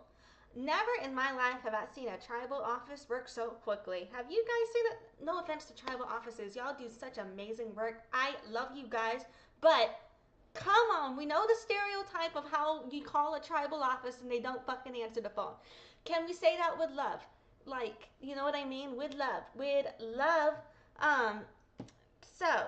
Oh, we've got Midwest in the house. Midwest is saying it's booze. Hi, Midwest. Good to see you. And I think it's hilarious because my last live stream, I was like, fuck you, Midwest. I don't know you. Now I'm like, what's up, Midwest? I don't know Midwest well at all. But you know what? Fuck it. It's just, I'm open to meeting new people. Anyway, so, and LA Goth said, my God, my words to you, Mono, were valid. And I'm pretty sure this comes on the next one. I said, every law office I worked for, it would be hard to get a meeting between Friday and Monday. So I was just typing that was a very responsive firm until you said it was tribal. Then I was like, oh, real-time reaction. Because every tribe works differently. So just because I have a negative connotation, like how could a tribal office be scheduled, attorney be scheduled so fast, doesn't necessarily mean, that's not how your tribe works. But what I also don't understand, my understanding of a tribal attorney, they would not be representing anything other than the interest of the tribe. So I don't understand in what scenario a tribal attorney would be hired for your individual case. That does not make sense to me personally, but I don't know, maybe every tribe is different. Maybe they have a different setup there where they do have those types of options and I'm just unaware. And so yeah, I said that's good. That will not only clear this up, but also it says out, but I meant to say put, but also put pretendian claims to rest. Because in my last video that I did on Harley, she claimed that Mono is a pretendian, right? I've never looked into that. And to be honest, I was like, let me see if I can do a quick little genealogy on the concept of Andrew Moreno. But there's so many Andrew Morenos, his name is so fucking common, that's going to be a difficult task. And Mumi Starr said, even if they do answer their phone, they're not going to waste their time on that. Ooh, I agree. But yeah, so Mono had also said, but yeah, guys, I'm so sorry, y'all, this bullshit is happening, but I assure you, I am innocent of her claims. I have all my proof and timelines. I'm just putting it all together. That's great. You should publish that, Mono. Anyway, he says they will pay for the slander and defamation. And LA Goth said, make sure they do. So here's the thing. I don't believe that Mono would have a valid defamation case if Tiana can prove she said the things that she said. And he does not have a valid defamation case against anybody that has platformed her, because if we are believing the victims, our intent is to help the victim. That alone means you cannot sue for defamation, because in order to sue for defamation, you have to prove intent. It's one of the elements. Now, intent matters in every legal case. Sometimes you can't get a certain charge unless intent is proven, and sometimes you could still be charged with something even if intent is not proven. It would just lessen the charge or change the charge. But that usually matters when it comes to things such as assault and things of that nature. When it comes that are more criminal cases. When it comes to civil cases, that's not, typically a thing.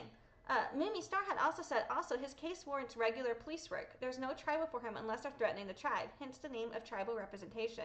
That's what I agree with. That's what I think. I think he would need his own attorney, not a tribal one.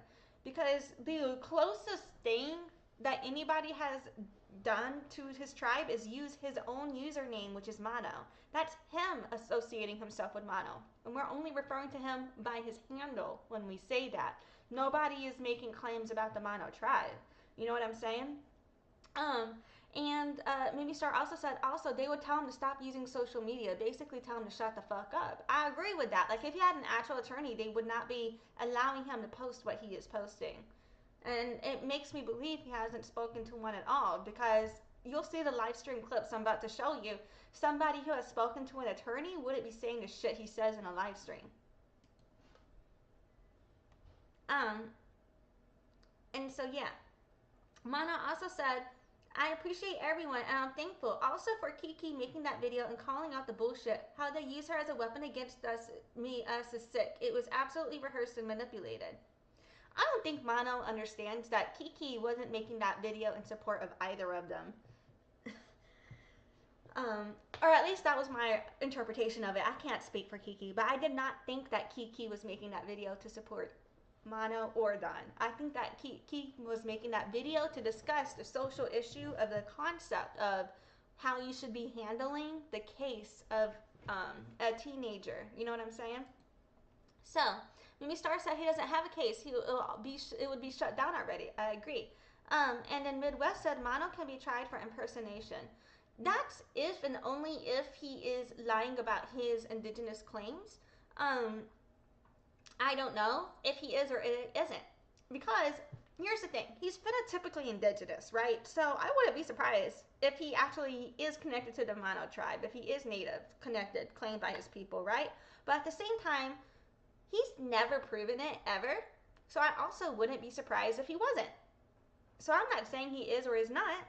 I'm saying it's not my place to determine that, but I wouldn't be surprised if it goes either way. You know what I mean? And Midwest says it is illegal to pretend these sort of standards, and I agree. I think technically for it to be illegal, you have to benefit off of it. But he has benefited off of it. You know what I mean? And Mimi Starr said, yes, he can be charged with lying about his age to engage with teens. Oh, that part. Yes, he's definitely lied about his age, and I have proof of that. Well, I have proof of somebody claiming that he told her he was only 27, and I have proof that he told me he was 35. A couple years ago. Yeah, isn't that interesting? Yeah. So Mana was saying that it was absolutely rehearsed and manipulated. And I said, yes, anything public will be used. It's not a good idea to say anything at all online public about this, replying to LA Goth, telling him, going forward, it's a police matter, no comment. And Midwest said he's a pedo too, so fuck that dude. And again, I think there is, for me, a difference with the vernacular used here. I do think the predator is a better term that more accurately fits what he's doing. But I understand why people are making that statement. But I'm just saying, for me, there is a distinction. But I'm not going to keep going all over that. Y'all get the point. And then, yeah. And then I also told Mana, I do agree. Like, every victim who has been through this is going to realize what Don is doing. So, I feel anybody that has actually tried to hold a rapist accountable knows that what how Don went about that is the way to not do it, because that's the way to fuck your case up, right? So that's what I was meaning with that. And that was also before I'd seen Don's comments, right? But I also feel like I can't figure out Don, right? Because he could be like no offense to Don, but he could have had good intentions, but just been a complete fucking dumbass. You know what I'm saying? And then it just makes him look shitty. But he actually isn't shitty. He's just really fucking like not thinking about the impact. But then again, if maybe he did do that shit intentionally and then he's fucked up. I don't know. But at the same time, intent is not the same thing as impact. So even if he meant well, if the impact of his actions were bad, you know what I mean? Like, I don't know. That's a whole conundrum. I don't really know how I feel about Don just because I don't fucking know that dude. All I know about him is what I've seen that I've shown you guys here. And so, yeah, you know what I mean? I also said if the text show everything you said they would show, you would be alright, but you should be alright, but it will get dicey when it comes to the part about her moving there, because he had already admitted that to me. So I don't know if that will go well for you, and not to be dogpiling, just straight up an analysis of the situation. And he said, absolutely, my lips are sealed publicly. And he said that he knows what I meant, though she is the one who brought up the idea of transferring to my hometown university, and I understood the impression of her being a legal adult. I will take my chances, but you know what, she might not bring that up. It was a phone conversation, so who knows. But right here, he's admitting that the conversation occurred and that he was part of that conversation. And so, yeah. So he thought she was 18. I still think that's predatory. She was actually 16, though. I don't think anyone in their 30s and 40s should be talking to an 18-year-old about moving there. I don't think anyone in their 30s or 40s should be trying to get with an 18-year-old college student. Okay? Just putting that out there. And I said, yes, I just mean in terms of what to expect. I think that's the part that your lawyer will be telling you what to say, and just listen to the attorney. And he said, but you know what? She said she would move out here in 2026. Now it makes sense because she is 18. So she said 2026, knowing she would have been 18. So therefore, if she brings it up, it can be in a reference of her wanting to visit my hometown at 18 and not 17. And I said, I think that can possibly show her current age, but might not help your case, only because of it would imply a future arrangement was being made, which is a legal definition of grooming in the context. So I'd watch how you discuss that to your attorney. And then Mono, people were telling Mono to go live, and he was like, yeah, I'm gonna go live. And I said, I highly recommend watching what you say. Right now, Don admitted to convincing her to speak out. If you say nothing, it goes better for you legally, versus if you clap back, that gives them ammo. Because of the conversation I read to you guys already. And Mumi Starr said, the way he blocked me after I told him I'd gotten people arrested like him. He said he didn't know what I was talking about. He screenshot it and taken to his attorney. So he knows what I meant. Right. And that's if he even has an attorney. So yeah.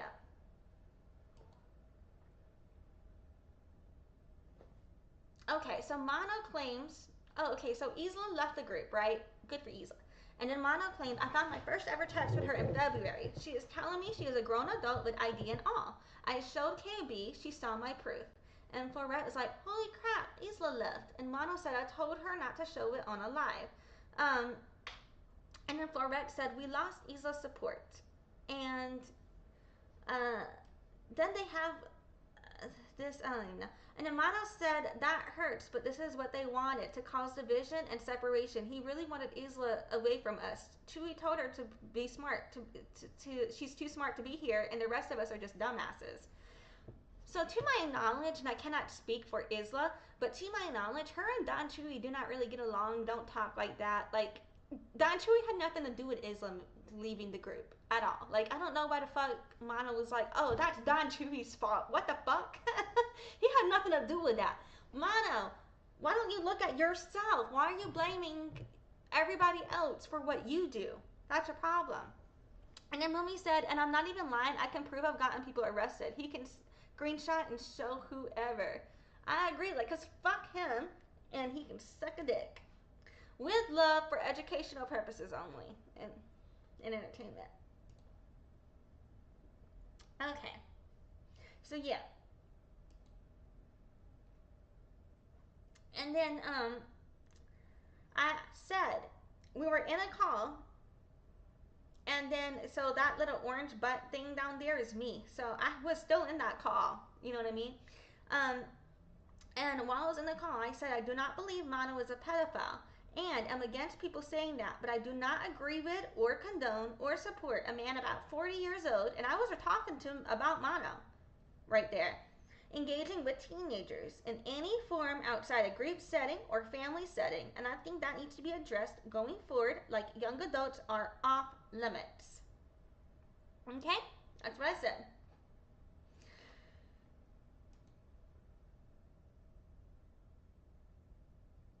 And then that's when we get to the point where he blocked me.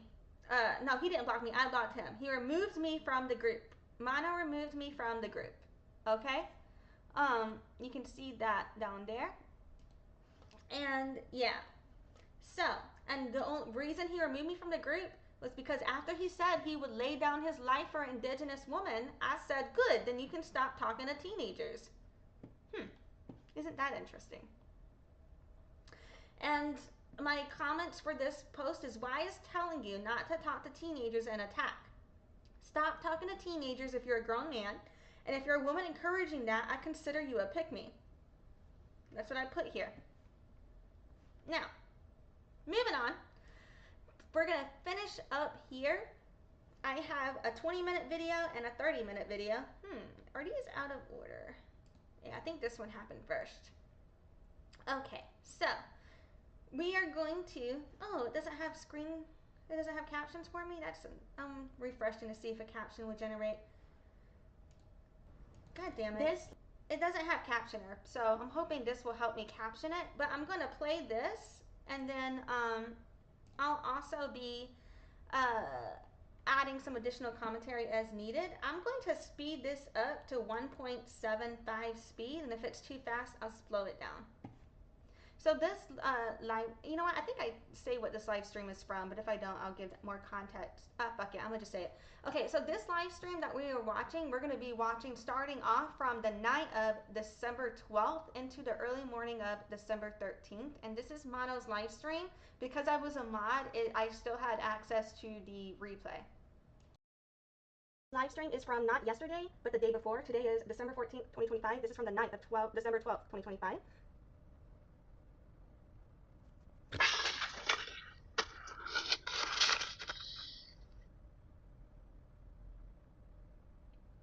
Nothing's really said at the beginning here. I'm going to go forward a little bit.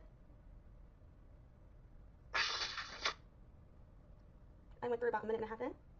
Nothing is loading.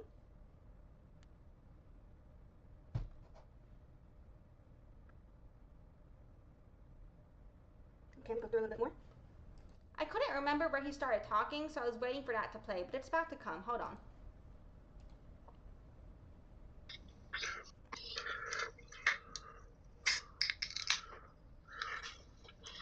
What's up, bro?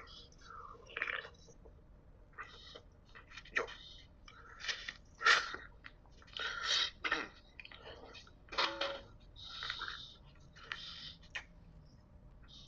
Sometimes I think that these colonizers, they want to deflect on what the true, the real campaign was. The real campaign is MMIW, okay? And Don Chuy felt the pressure. He felt the pressure. We were on his ass. You know what I mean? The sisters coming forward for his abuse on women. Let's not forget that. So this is where this stems from. I seen the video, obviously coached. All those metaphors that they were using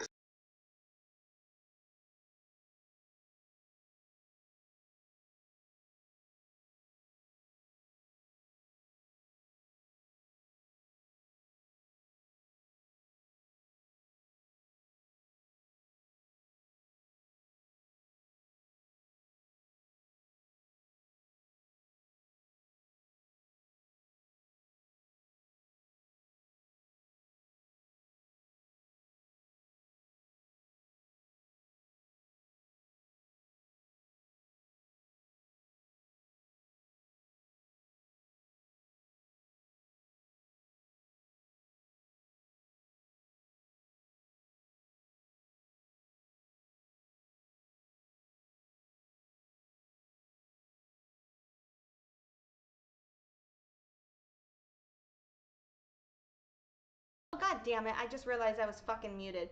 I was basically saying I was fucking sick of being invalidated about my indigenous ancestry. People use Pocahontas all the time in their comments. They use Pocahontas as an insult, and that's my fucking ancestor I can prove I'd fucking descend from. I prove I'm fucking a descendant. I proved I have connection. Putting that out there. I call myself a descendian to be appropriate for the status that I have, I believe, but fucking to use MMIW, to hide behind talking to teenagers, and to remove Indigenous women from your space for saying do not talk to teenagers, that really fucking pisses me off. And then to claim that that person is now a pretendian because she doesn't want you talking to teenagers is fucking pissing me off. Mumi Starr says that he's colonizing minor spaces, and I can agree with that. That's the Spanish in him, I'm guessing. The Spanish conquistador. It's actually exactly projection from what they're doing. It was coached, it was rehearsed. Quite embarrassing, to be honest, and from just watching that alone, let's just say case closed. Case closed. You know what I mean? And not to mention the mockery that they were making out of it. I have those recordings, okay? The mockery that they were making out of it, out of the situation. It's all for show. It was all for show. You know, several people came to me in the DMs. I don't mention names. There's people watching, and they were like, it's all for show. And then I finally seen it for myself, and I see why they said that. I see why I received tons of support from the Native community, ton of respect from the Native community who actually watched these live streams. They watched it, and they were like, sounds like a bunch of hot air. You know what I'm saying? And actually watching it for myself for the first time. I'm sorry about the discrepancy. I just realized I don't remember if I remember to turn my captioner on for this live stream because... Oh no! I don't think I did. Oh fuck. God damn it. I might have to redo this whole fucking video. I just realized I didn't turn the fucking... I forgot to turn the fucking captioner on because I'm a fucking idiot. God damn it. I'm sorry, man. But yes, I was previously muted, and then I realized I was muted, and then I unmuted myself. But I'm so sorry. If I am still muted going forward, just let me know.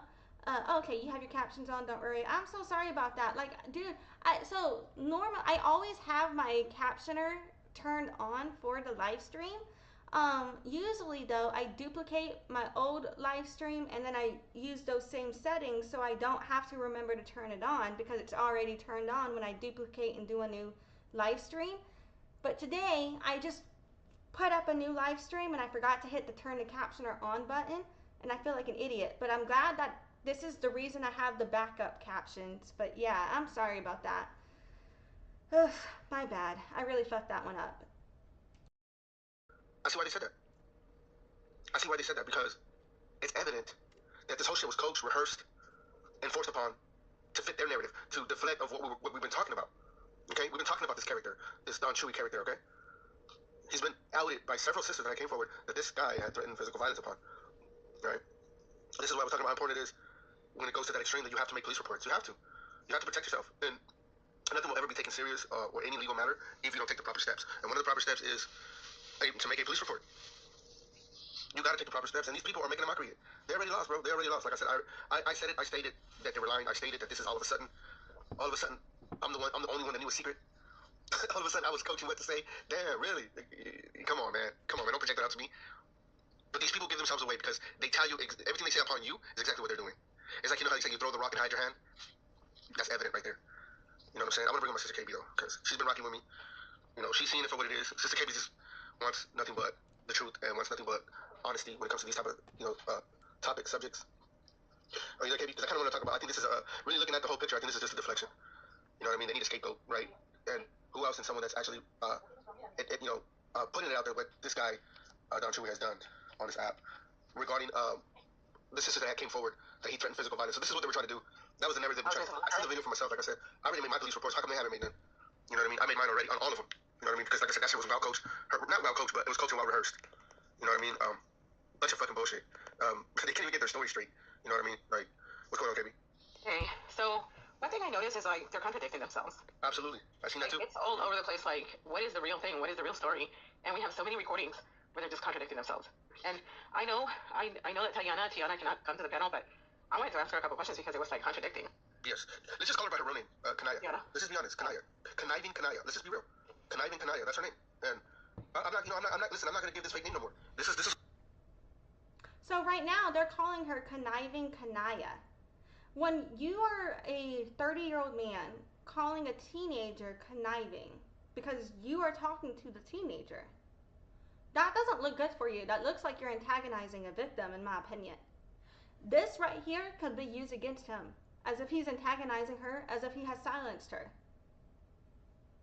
This isn't good. Why the fuck would you be saying this? If you knew you had this type of case against you, that to me kind of shows, like, what type of attorney would approve that type of statement? None.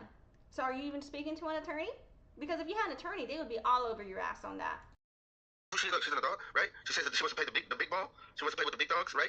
And go with Don Chuy and fabricate things. All right, Kiana. Or Kanaya. Sorry, Kanaya. You know what I mean? Kanaya Gates. Kanaya Gates. And when you say, oh, you want to play with the big dogs, that comes off as if you're victim blaming. I don't like that. Let's just be real, Kanaya Gates. I mean, you're doing this, girl. You want to go there with some bullshit? All right, well, let's do it. Because I have all the receipts. You were blowing me up. You were trying to get a hold of me. I was ignoring you. I've been ignoring you for weeks. But you had a fucking problem because I'm hanging out with KB and Woken. That's when you had a problem. That was your problem. It wasn't a problem until I hung out. You said they're the ops. That KB and Woken are the ops. How dare I hang out with them? Did I say anything? You hanging out with Don Chuy and them? I didn't say nothing to you. I never bothered you. I never harassed you. I never threatened you. You even said it on the live. I never made any threats. She said it in the recording that I watched. No, Don Chuy was trying to get it out of her. I think she forgot about that rehearsing. I think she was supposed to say yes, right? Because he was so anticipating that. Did in any way, did he threaten you? You know what I mean? She couldn't say yeah, bro. She couldn't say yeah, bro. She wanted to say it, but she couldn't say it. Because she probably thought about, oh, man, if I say this, I could go to jail for life. And what did she do?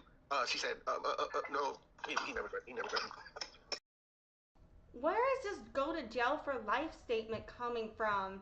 Even if anybody actually did any crime here, nothing here constitutes the sentence of going to jail for life. What the fuck did that come from? The fuck? Oh, Chuy really wanted that one, huh? He really wanted me to say that. He really wanted her to say that, threatening her.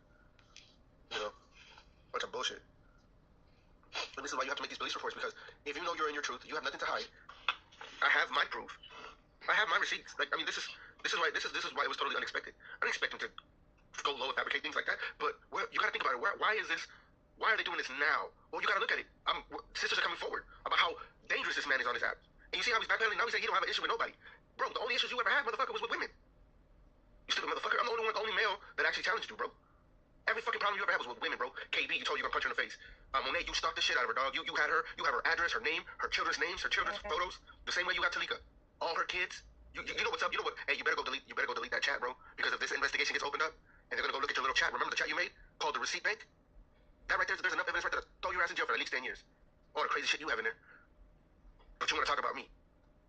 Y'all want to talk about me? But that room chat you have, that you can go to jail for that chat.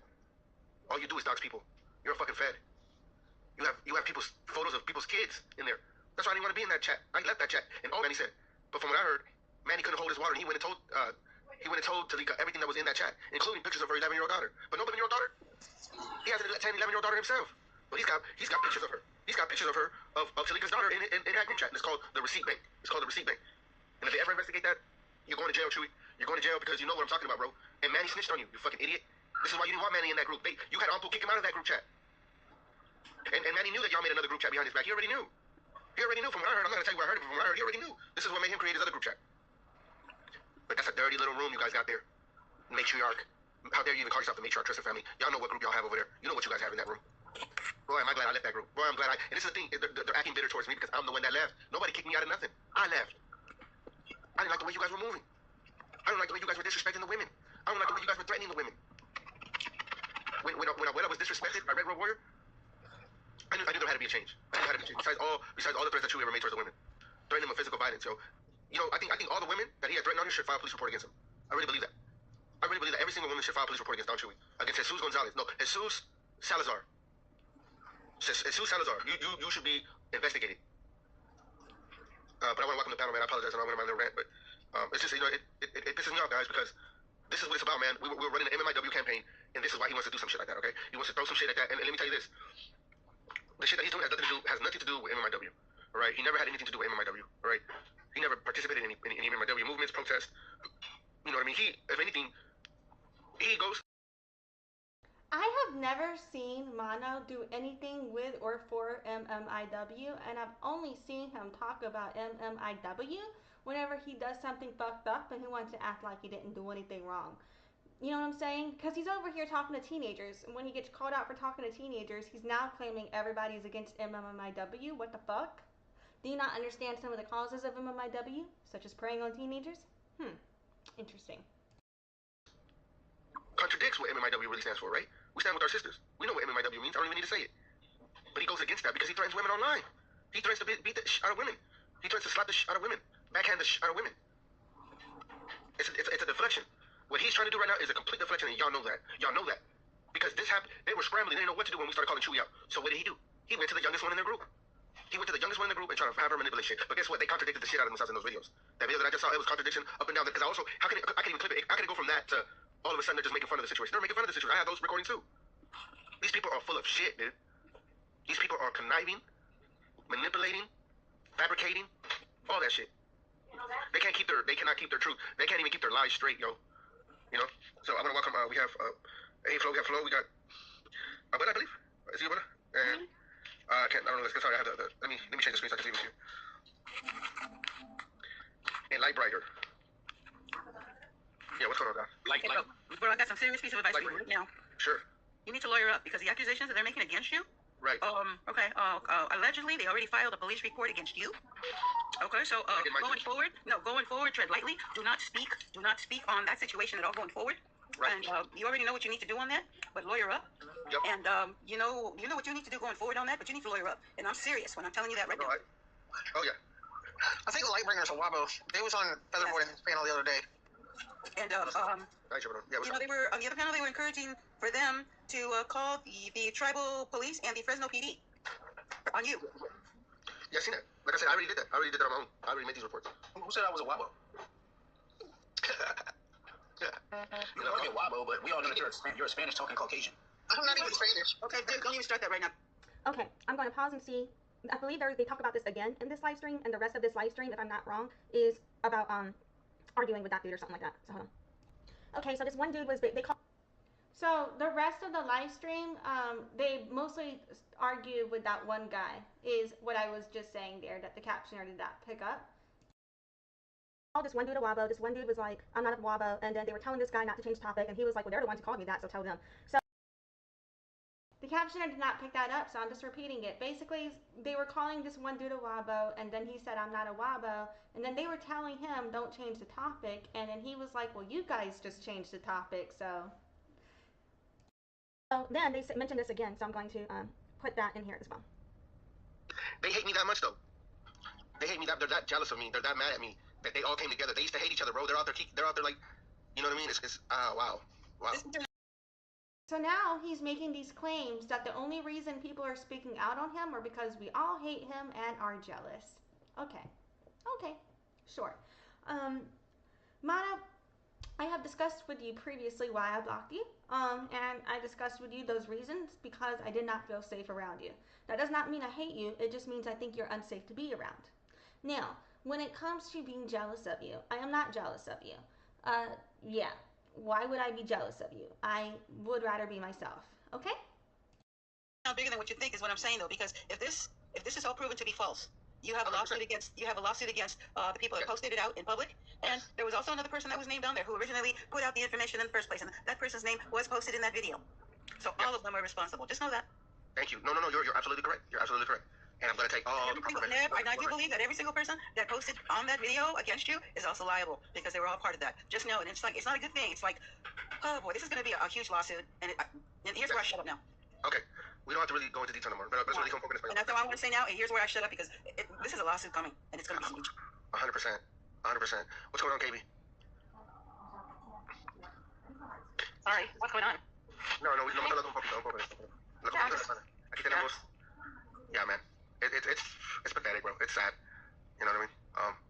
Yeah. Mira, hasta ella dijo, mira, te voy a decir, hasta ella, ustedes miran el video, hasta ella no quiso decirle a sus padres.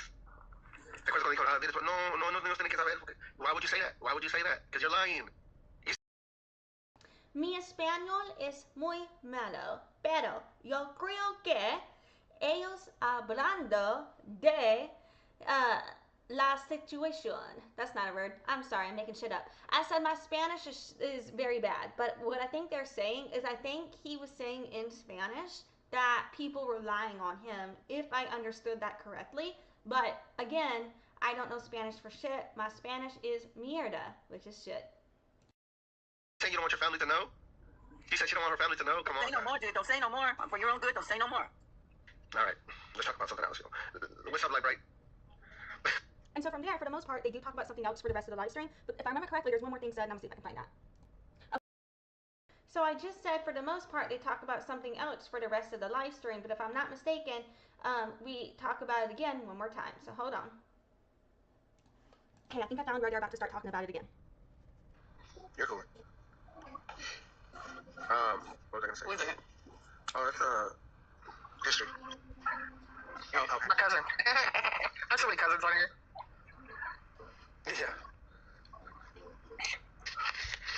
¿Y has hablado con el Wox? Yeah, he just like contacted me earlier, but I was like, intuition. yeah, I was like, I'm over to Mona's like, he's like, no, it's gonna be awkward. Maybe I'll be watching. Porque yo no lo voy a atacar.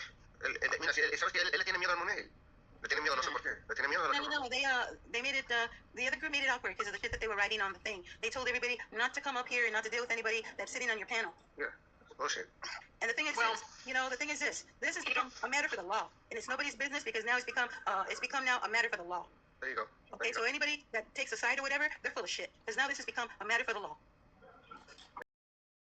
So here, in my opinion, Abuela is saying anybody who takes a side on this is full of shit because it's a matter for the law, right? But it looks like Abuela has taken Mono's side. So is she talking about herself here? I don't know. That's just my opinion. I could be wrong. She might not be on Mono's side. You can just understand why it looks that way to me, right? Because it looks as if she's supporting and condoning his behavior, if I'm not mistaken. Now, in terms of it being a matter of the law, to a point, I do agree. In terms of none of our commentary fucking matters about this situation. Not mine, not Toxic TikTok Unveiled, not Don Chuy's, none of it. Not Abuela's, none of our commentary matters. Like, literally, we can have all the opinions we want. Even attorneys don't know how this is going to go. You never know how court cases are going to go because it's going to be up to the judge and the jury if there is one. Okay? Our opinions don't fucking matter. Whatever we think, we have no control of what would actually go down in court. I do think that Abuela is wrong about the liability people have regarding this situation and conversation on it. Because yes, there are some statements that you can legally charge people for if they are making specific accusations or allegations about behavior. But on another level, then you cannot put defamation on people for having an opinion about public posted information.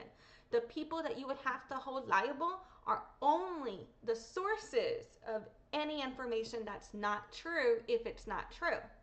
However, if anything is true, then you don't have a case. You know what I'm saying? You can still try to sue anyway, but that doesn't mean it's going to work. Now, because sometimes people know they don't have a case, they don't think they have a case, but they'll still try to sue someone anyway just to silence them.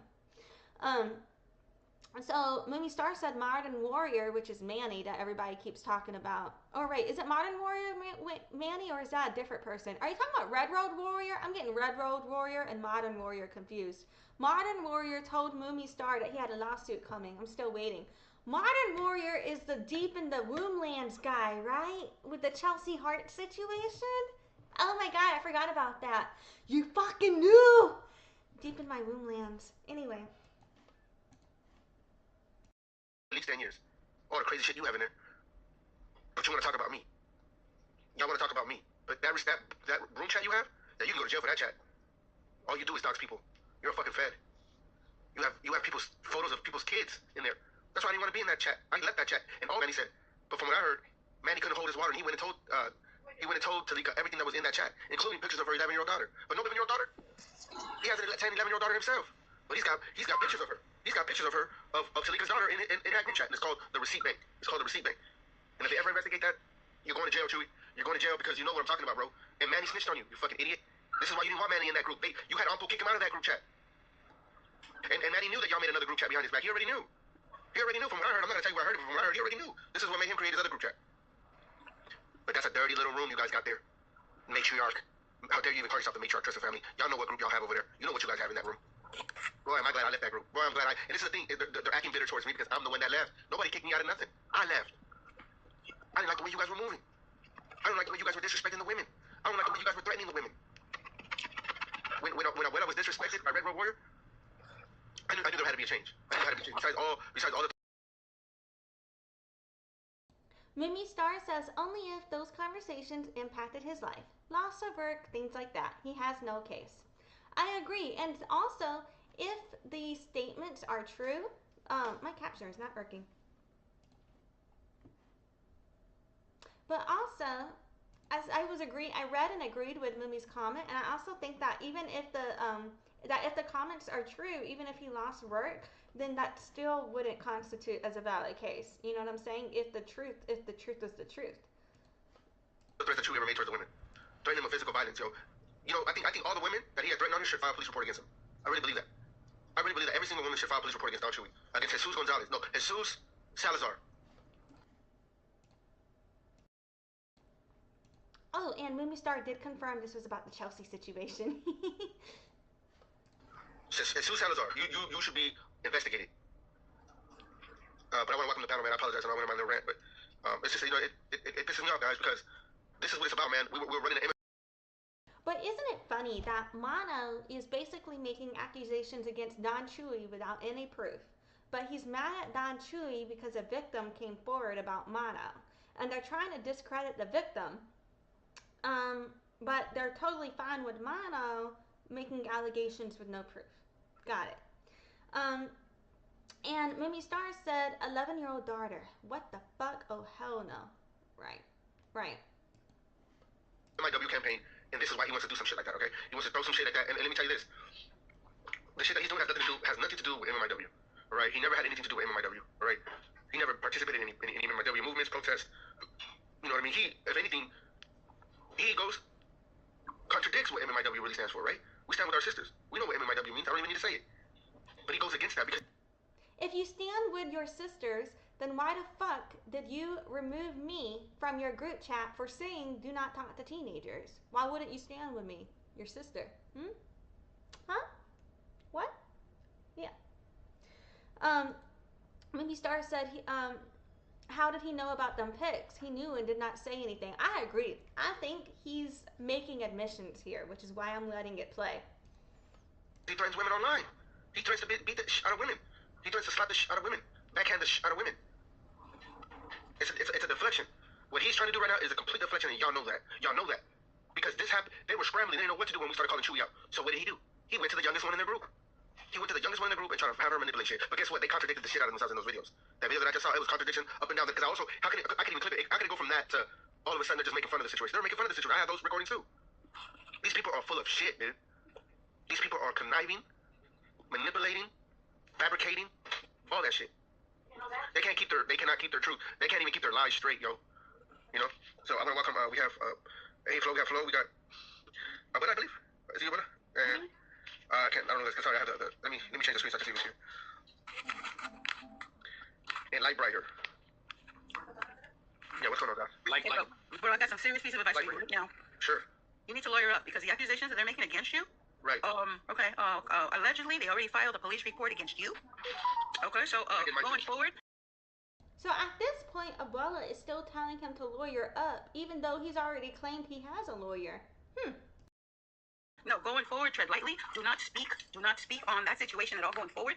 Right. And you already know what you need to do on that, but lawyer up. Yep. And you know what you need to do going forward on that, but you need to lawyer up. And I'm serious when I'm telling you that right now. Oh yeah. I think the Lightbringers are Wabo. They was on Featherboy panel the other day. And Yeah, they were on the other panel. They were encouraging for them to call the tribal police and the Fresno PD on you. Yeah, I seen that. Like I said, I already did that. I already did that on my own. I already made these reports. Who said I was a Wabo? You know, I'm a Wabo, but we all know that you're a Spanish-talking Caucasian. I'm not even Spanish. Mumi Starr says that he's doing exactly what he's complaining about, and I agree. Okay, good. Don't even start that right now. Okay, I'm going to pause and see I believe they talk about this again in this live stream, and the rest of this live stream, if I'm not wrong, is about. So right here, I was saying that I think they talk about this one more time in the live stream, if I'm not wrong, and that the rest of it is about something else. So I was gonna go look for that. Arguing with that dude or something like that. So hold on. Okay, so this one dude was, they called this one dude a wabo. This one dude was like, I'm not a wabo, and then they were telling this guy not to change topic, and he was like, well, they're the ones who called me that, so tell them. So then they mentioned this again, so I'm going to put that in here as well. They hate me that much, though. They hate me that, they're that jealous of me. They're that mad at me. Wait, I just realized, is this thing replaying and we already watched it and I'm reacting to it? Oh my god, I think so.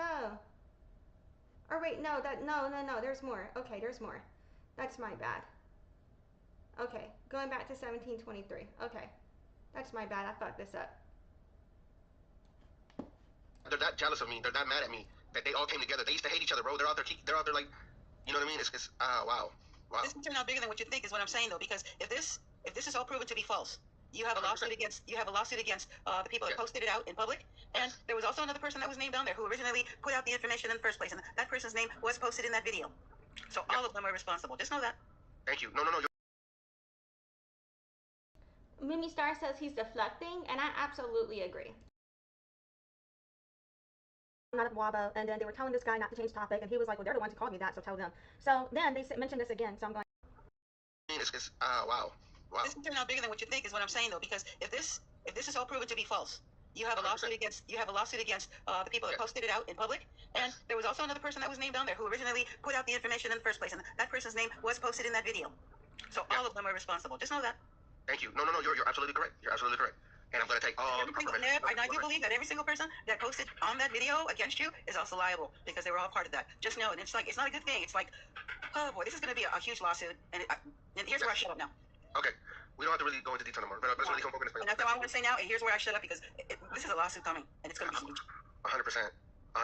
What's going on, KB? Sorry, what's going on? No, vamos a hablar un poquito. La comida de la semana. Aquí tenemos. Yeah, man.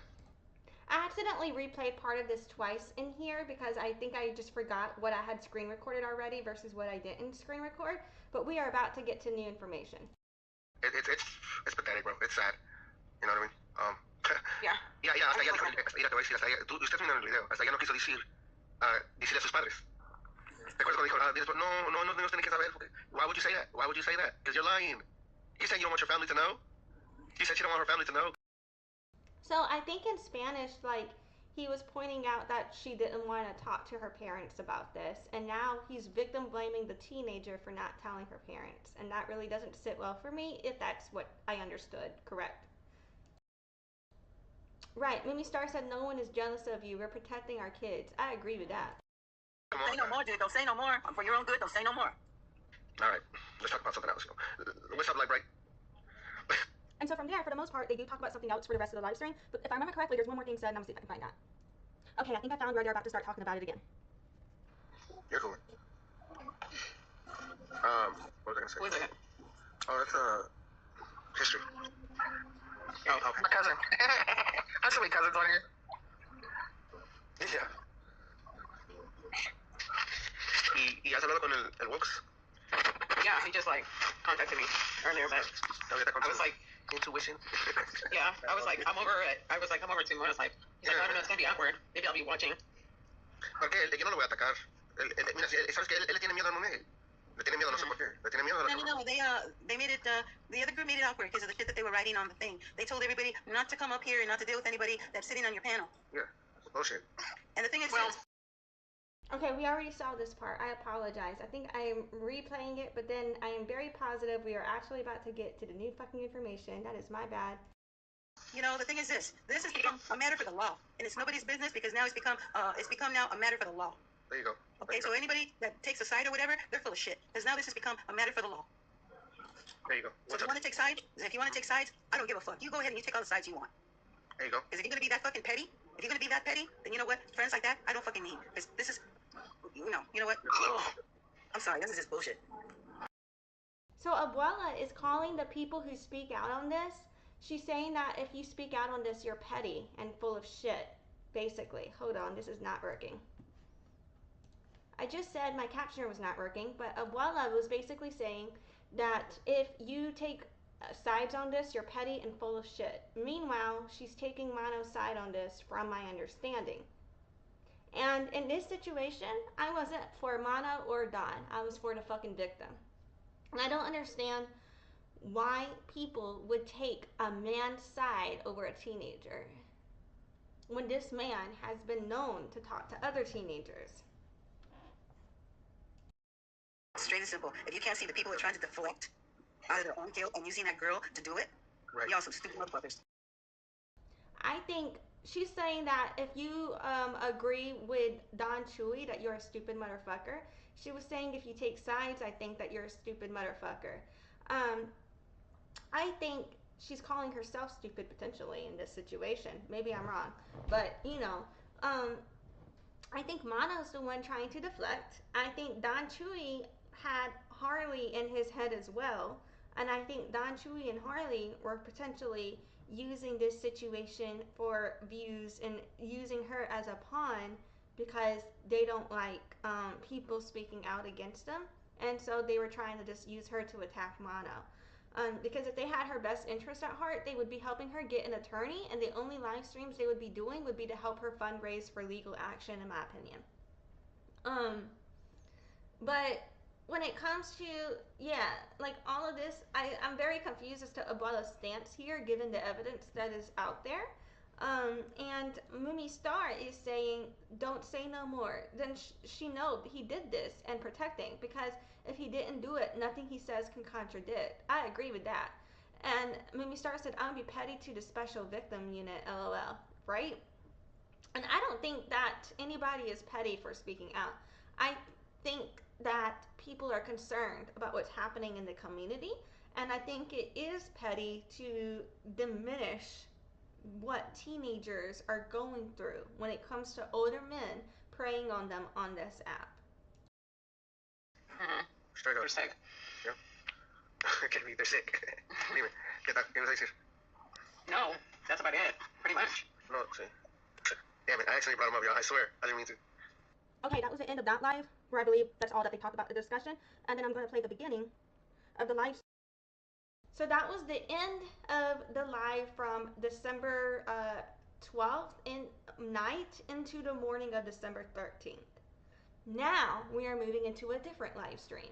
This would be from last night, the night of December 13th into the morning of today, December 14th. Stream for the next day, which would have been last night about 10 hours ago, which would have been the night of December 13th, 2025, going into the early morning of December 14th today. I might fast forward a minute. Hold on. What, people trying to keep Wait. What's up, man? Too far. It's hard to get the timing right on here.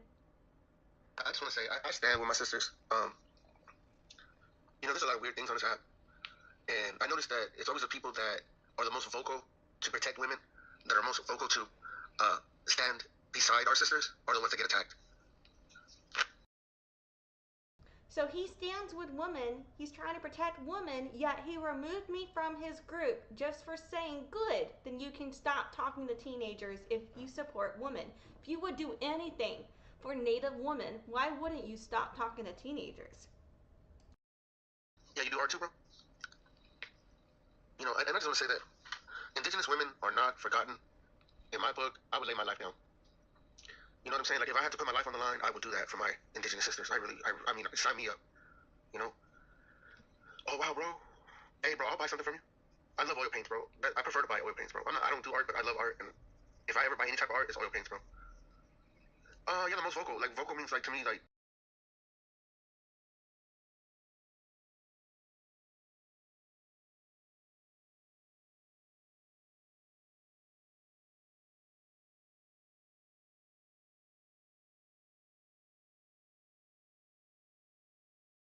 Oh, god damn it, I just realized I'm muted. Well, all I did was read Mumi's comment where she was saying that they want fame, that's why they're using the situation. The idiots is the one victim shifting, making Mono the victim. He moves like my brother. And I agree, I think that everybody in this situation is in the wrong, except for when it comes to the teenagers. Yes, we can say, look, teenagers should not be lying online about their age on the internet, To a point, we can hold teenagers somewhat responsible, but on another level, she only lied about her age 2 years. She was 16, she claimed she was 18, right? No 30 and 40-year-old should be going after an 18-year-old or a 19-year-old. And I'm about to show you evidence of a different teenager he went after, okay? No grown-ass man should be hitting on a teenager. Ever. Mumi Starr says the ones that's more vocal is the one hiding behind their voice. People that stand up for the sisters that, don't allow men to, pick on women on this app or make. So that's funny though, because why are you claiming that I'm a pretendian then? I have proof. Don't make me show it. I also can prove you told a teenager that you were only 27 when we know you're in your mid 30s to 40s. Okay?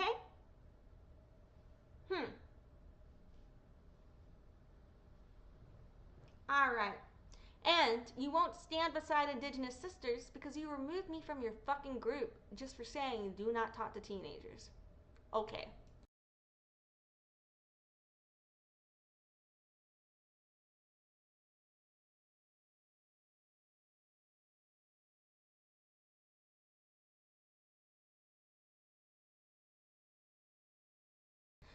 God damn it, I muted myself, but I accidentally clicked on the wrong button. So now we're gonna have to rewatch again. That is so my bad. Here we go. Sisters, I mean, sign me up. Oh wow, bro. Hey, bro, I'll buy something from you. I love oil paints, bro. I prefer to buy oil paints, bro. I don't do art, but I love art, and if I ever buy any type of art, it's oil paints, bro. You're the most vocal. Like vocal means like to me like people that stand up for the sisters that don't allow men to pick on women on this app or make threats with physical violence. See, that's one thing. A lot of people say a lot of things about me, but one thing they can never have a receipt is me trying to cause physical harm on a woman. People say, "Oh, I'm almost." By the way, trying to convince a teenager to have children with you could be perceived as a form of physical harm. I'm just putting that out there. And telling a teenager that she needs to be quiet because she was the one who decided to go with the big dogs or whatever could be perceived as antagonizing or a threat. Calling her conniving and outing a teenager's name because she called you out for the way you spoke to her is literally grooming and predatory and part of threatening and attacking a woman, okay?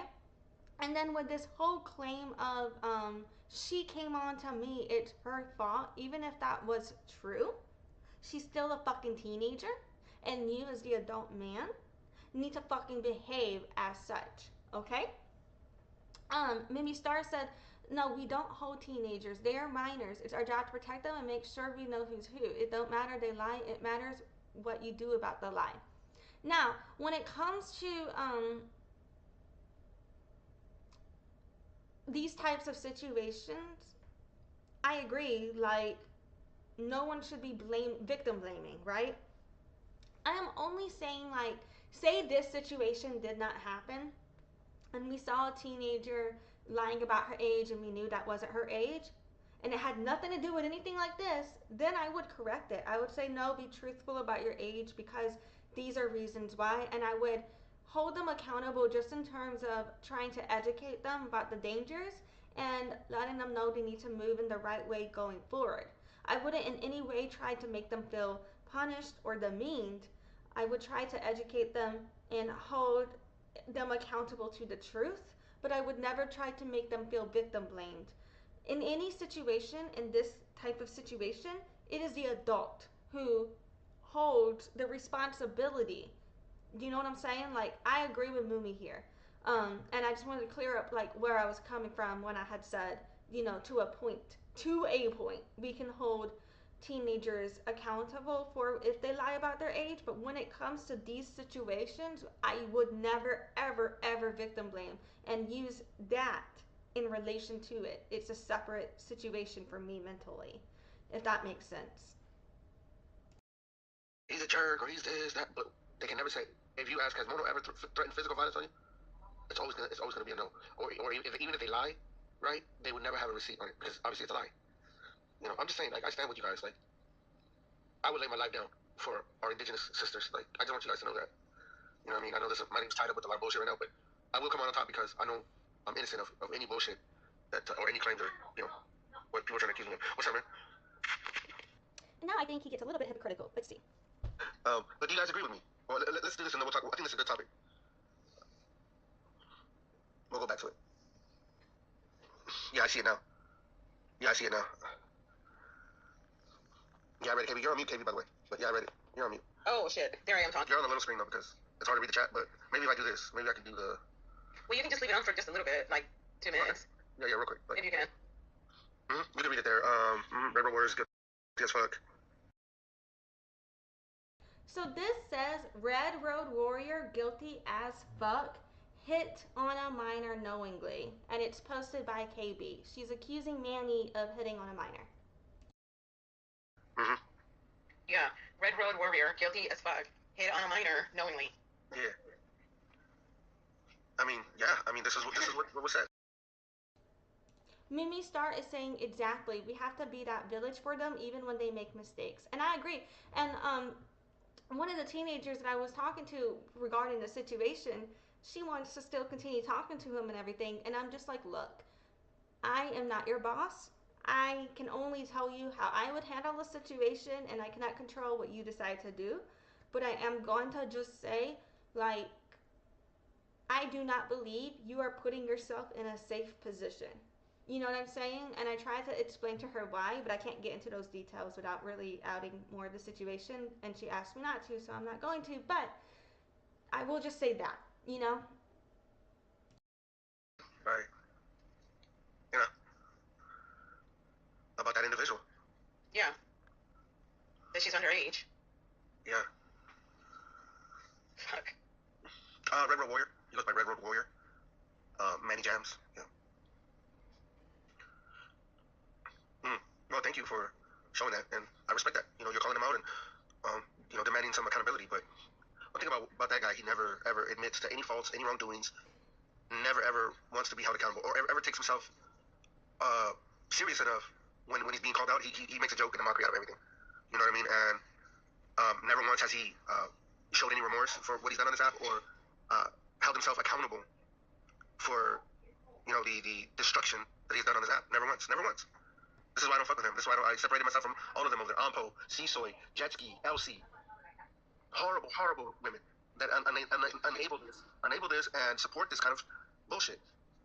That's why I walked away from all those people, and including those women there that support Red Road Warrior and support Jesus Salazar, aka Chuy. You know, I walked away from these people, and because I walked away from these people, this is the funny part. Because I walked away from these people, they want to attack me, slander me, defamation of character. You know what I'm saying? Because they want to, in their mind, they want to silence me for what I've been speaking about. Because if you look at it, who walked away from who? I did. If you look at it, who's the one that started speaking up about their bullshit? I did. So really, it's projection. Never once have they provided any receipts for the shit that they've been saying about me. And this is why I took it upon myself to make a police report on these people. And I can no further talk any further other than that. I can only state what I did as far as making a police report. And then I will meet with my attorney Monday morning. And I have no further comment because this is going to be an investigation, all right? And I promise you, I'm innocent of anything that they ever claimed on me. I'm innocent. But everything that I've ever said about these people, I have said it with truth.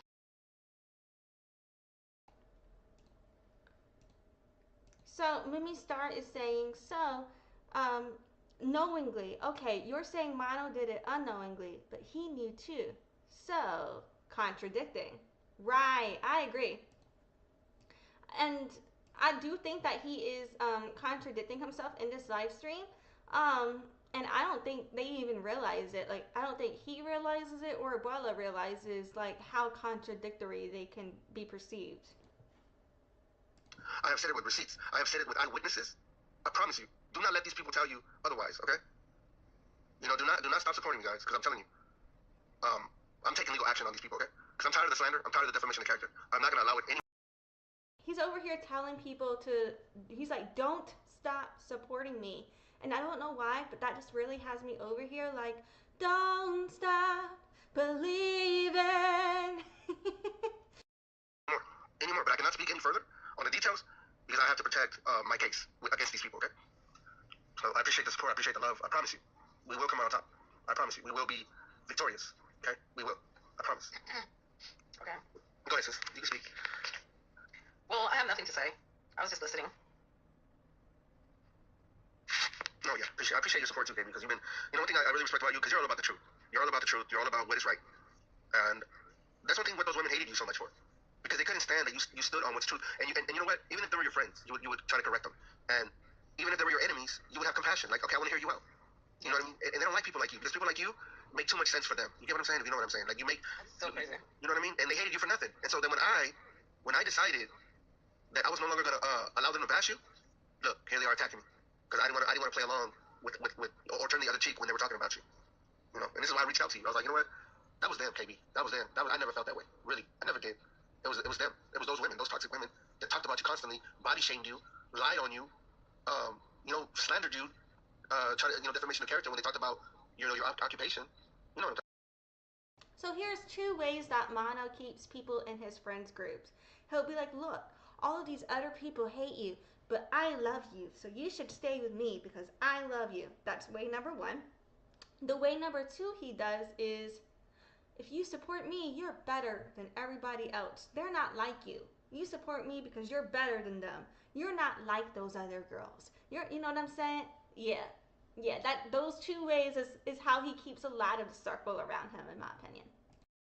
about? All the bullshit that they put you through, so. Yeah, absolutely. I went through hell. Thank you, Kimberly. She said the goat. I appreciate that. If you guys want to vibe it with us, listen, there's no topic. Anyone can come join the panel. We can just talk, have a good time. I don't know if he says anything else about the case. Let me see.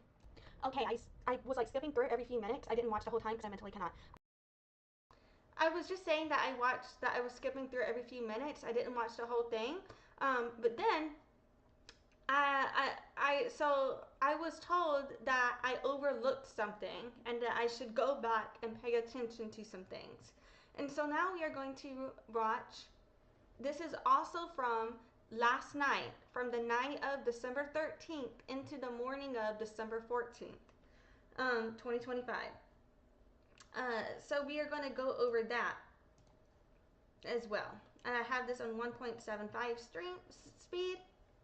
And I just want to point some things out. Go ahead, sis. You can speak. The fuck? Okay, let me try refreshing this.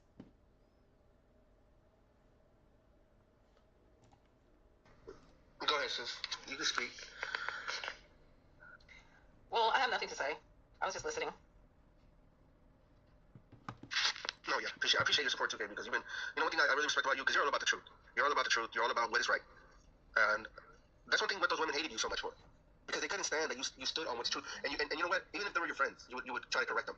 And Did you take a shot? are you going to do it on the panel? You're not going to do it on the panel? So at that point, I realized I'd already watched this, and I try to skip more to the next part, right? And here is where he is telling women to take a shot on his panel. Hold on, there's an echo, sorry. I think there's an echo, KB. No, I thought you were going to do it on the panel. No, I told you to do one with me. No, go ahead. Let's check it out. No, you do one. Get yourself in the big box. She said, get yourself in a big box. You know what? I got things to do in the morning. That's why I'm not gonna do it. Got me. What are you drinking, Jojo? Do you want to do a shot? Donuts, Modelo's. We got everything. Got the holy water? Okay, wait, the white man's water. So this one person is in here he said, I've got things to do in the morning. And one person replied, yeah, me, hitting on him real hard. But also, theoretically, Mono has a 19-year-old girlfriend who's also in that live stream. And that's how he talks to other women in front of her. It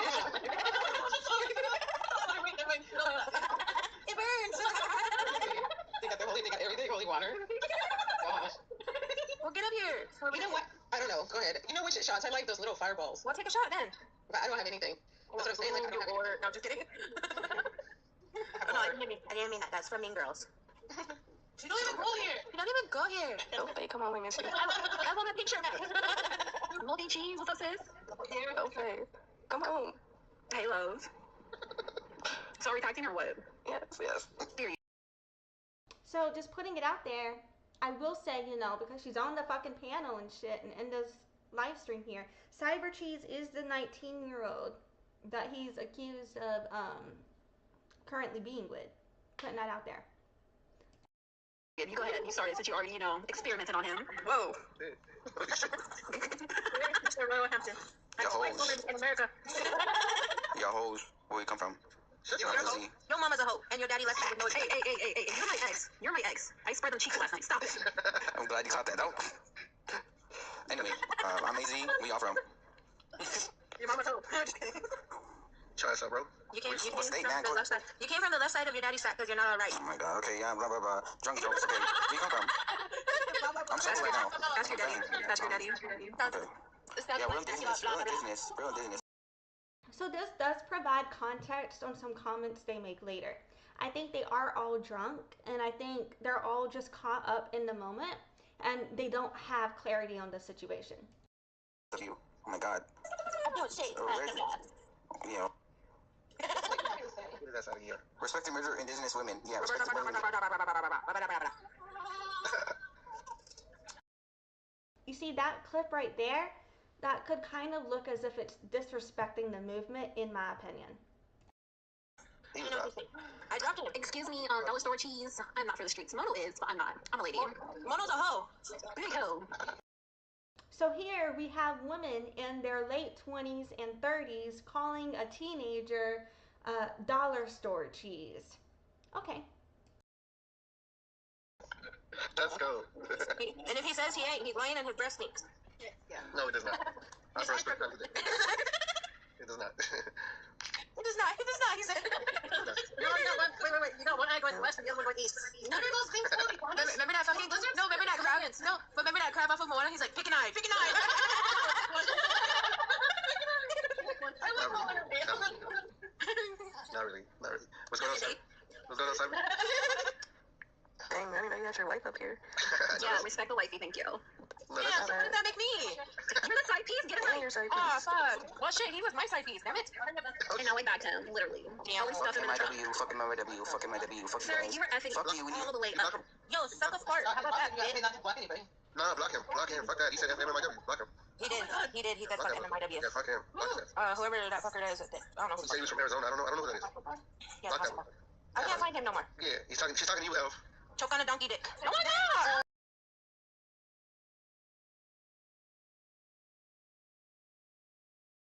Oh god damn it, I was muted. But I just read Mumi Starr comment basically and saying that I agree with that.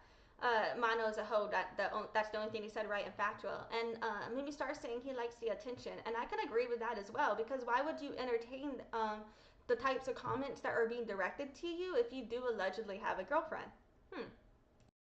I love JoJo. You, on the other hand, Mono, you can suck the donkey dick. We were not talking. Mono, you're for the I love streets. Elf. You know what, Elf? I love you. Shut up, Mona. I love you too, babes. Oh my god. Shut up, Mona. You're just trying to make us fight over you, and you're not even worth it. Yeah, period. I love these girls, period. We know you a hoe. That's right. Holy shit. Mono's just a slut butt. Hell no. Mono's for the streets. He's a guys ready to say it. Mono's for the streets. Mono's for the streets. Mono's a slore. He's a slutty whore. It's me. Who are you talking to? Hi, Caesar. Hi, sis. Oi. Hi, KB. KB, just be quiet. Wingapo. Wingapo is Powhatan for hello. I'm assuming that my cousin said hello to them. I understand that they're inebriated, but I don't understand what the fuck is so funny about Native American language. So at this point I got triggered because they said Wingapo and then they start laughing, right? So at the time that I first watched this, I was really pissed off because I was like, are they making a mockery of Kikitowämank, of Powhatan Algonquian? Wingapo means hello in Powhatan Algonquian. So to hear native people say Wingapo and then laugh their ass off felt like they were ridiculing my language. And it just really fucking pissed me off.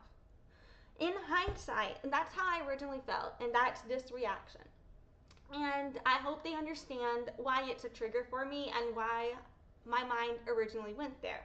However, I cannot speak to their intent and their mental state, and they were also really drunk.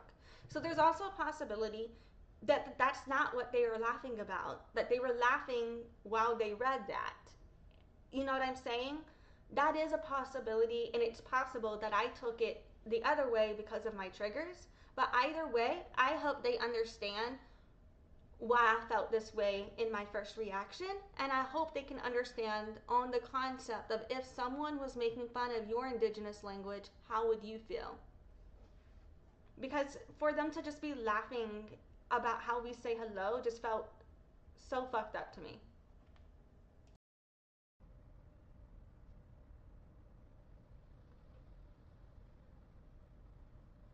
And then I had a notification come, and I was like, "Oh, let me cover that." What are you guys doing? Just laughing. Just end. Why do I gotta be end? Fuck you guys. So fun. Where the fuck is Musasa? That's why you get kidnapped. That's why you get kidnapped, Goofy. That's why I'm gonna see if I can find. So this is additional. Mumi Starr, and she's Taino, by the way, for context. I'm Powhatan descent, she's Taino. Mumi said, "I don't give drunk as an excuse. You're right to be offended." Right, like it really pissed me off. Like, the fuck? Yeah. Like, I'm trying to give some grace, like, because there is a chance that they just read that word and they weren't actually laughing at my language. But if they were, like, it just really pissed me off. Context for what I'm looking for. I was told that he was specifically outing somebody's name that I'm looking for to show you guys. But I think this, what we've seen so far, provides. I accidentally hit the wrong button.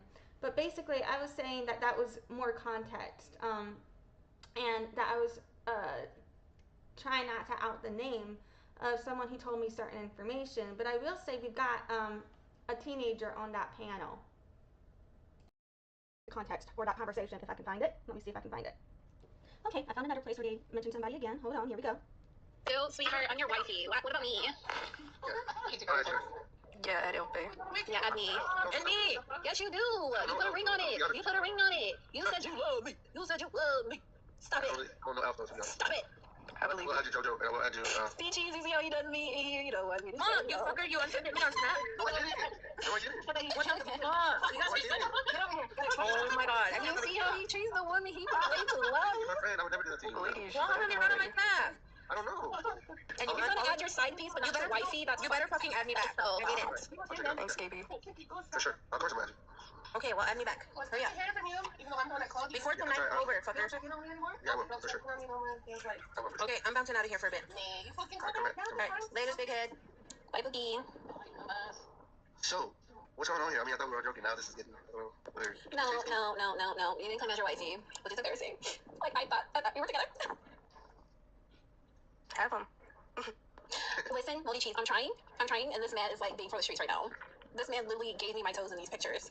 Like, But you've been new.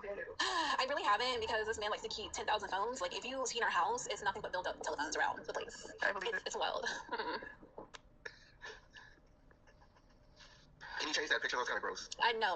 You love these toes. No, you don't fucking Toes. Well, Damn. told you. I'm tripping out on those phones. That's crazy, bro. That can't be a real picture. It is a real picture. You were blushing over these when I came home last time. Girl, you would have been able to step forward. No, because you were literally like, God damn, those toes. Oh, baby, you look so gorgeous. And then you were following me around like a lost puppy, and you're trying to sniff these claws. And then you said, can you scratch my back, babe? I give it to you. Show your back, it's all marked up. Show my back. And then what happened? I just said, it's all marked up. Well, I mean, you got shaved a little bit. You are kind of hairy baak there. I saw some patches. I'm Native American. We're not hairy. It's the lights for me, but it's okay, boo-boo. It's okay. That's not how you like this. And you got a wave. Huh? She's See, not. Moldy Cheese, he's lying out here. He's breaking my heart. He's lying because he doesn't know my toes. See how he's quiet because he's reminiscing that night. Yeah, I can tell. I can see it in his eyes. Yeah, he's blushing right now. I just know. No, I think he really is gross out. Yeah, they're gross, right, KB? Yeah. KB, you know who you look like? It just hit me right now. Like, I don't know if you heard this before, but Mariah Carey. Oh, it's my. So this profile picture is like a mixture of my face and her face. Oh, no doubt. Yeah. Okay, because I was like, man, that's like, you know, someone that's really, really familiar to you. That is like Mariah, kind of. You look at like the mix, the AI, yeah, that's tight. That's gorgeous. Yeah. So, Cyber Cheese, I really like your profile. It's one of my favorite portraits that you. So right here where he's saying Cyber Cheese, that's a teenager. Cyber Cheese is only 19 years old, by the way. You know, that you made. I like it. You got a gift. Matter of fact, if you oil painted that, I would buy that from you. That's art. Really like it. You, on the other hand, you fucking elf. Nah, you're gross. Where's my kissy bag? Never. Take that off. No, seriously. Put that bunny picture. There you go. Get her ass out of here. Oh, goofy. It's disgusting. Get your goofy ass out of here.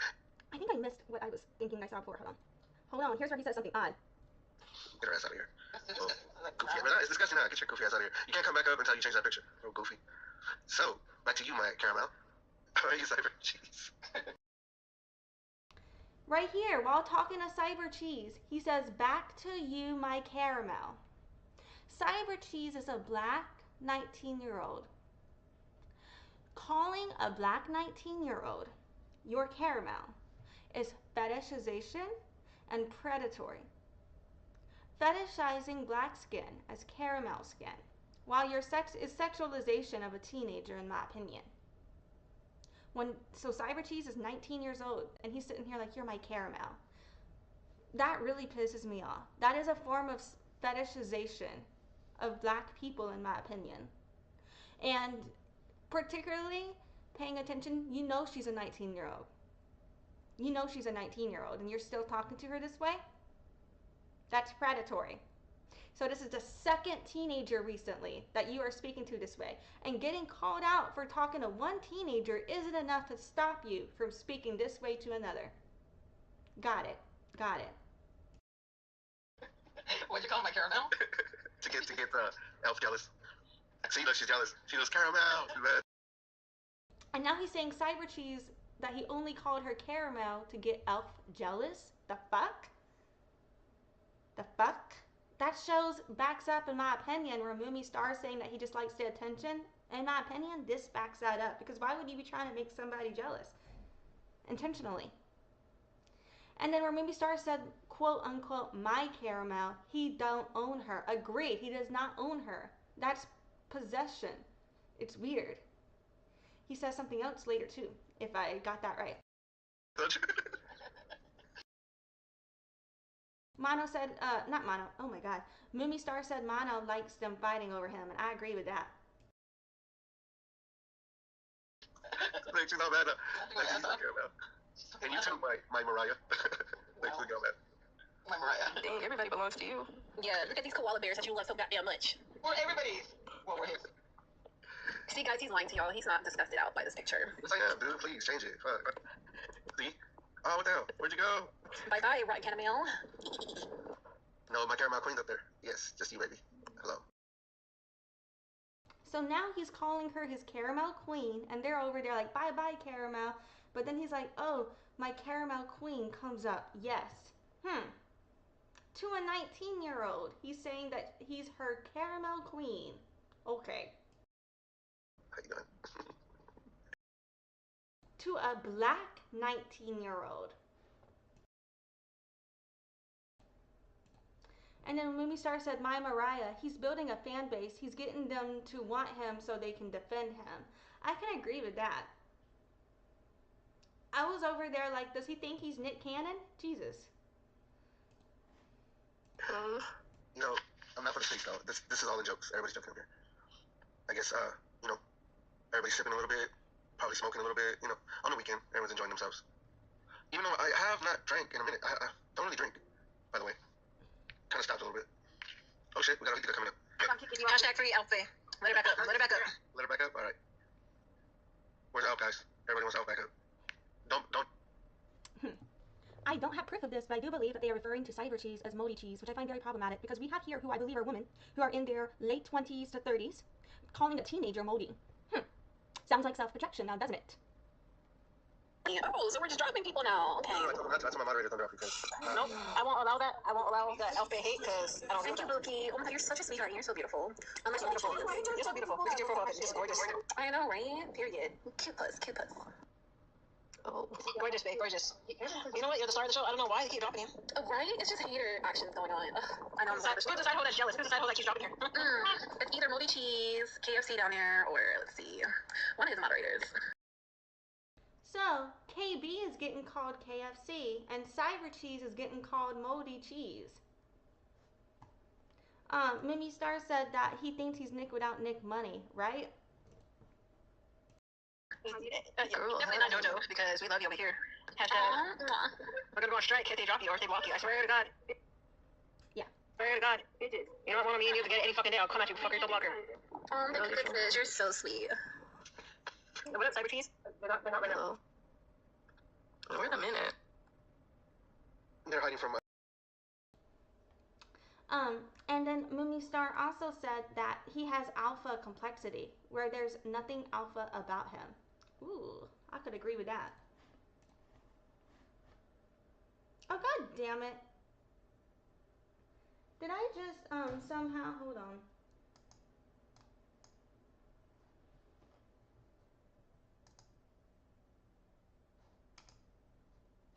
Okay, great. I'm at 18. I think.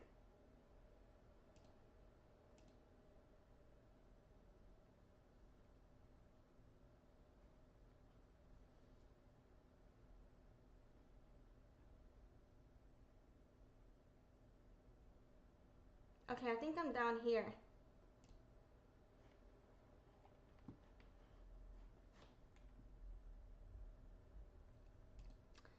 Mumi Starr said, sexualizing women is not indigenous men behavior. You're not supposed to exploit women. Shaking my head. Right. In every community I come from, you know, women are actually treated with respect. They're not treated like this. One of his moderators. Definitely not JoJo, because we love you over here. We're gonna go on strike if they drop you or if they block you. I swear to God. Yeah. Swear to God. Bitches. You don't want me and you to get any fucking day. I'll come at you, fucker. Don't block her.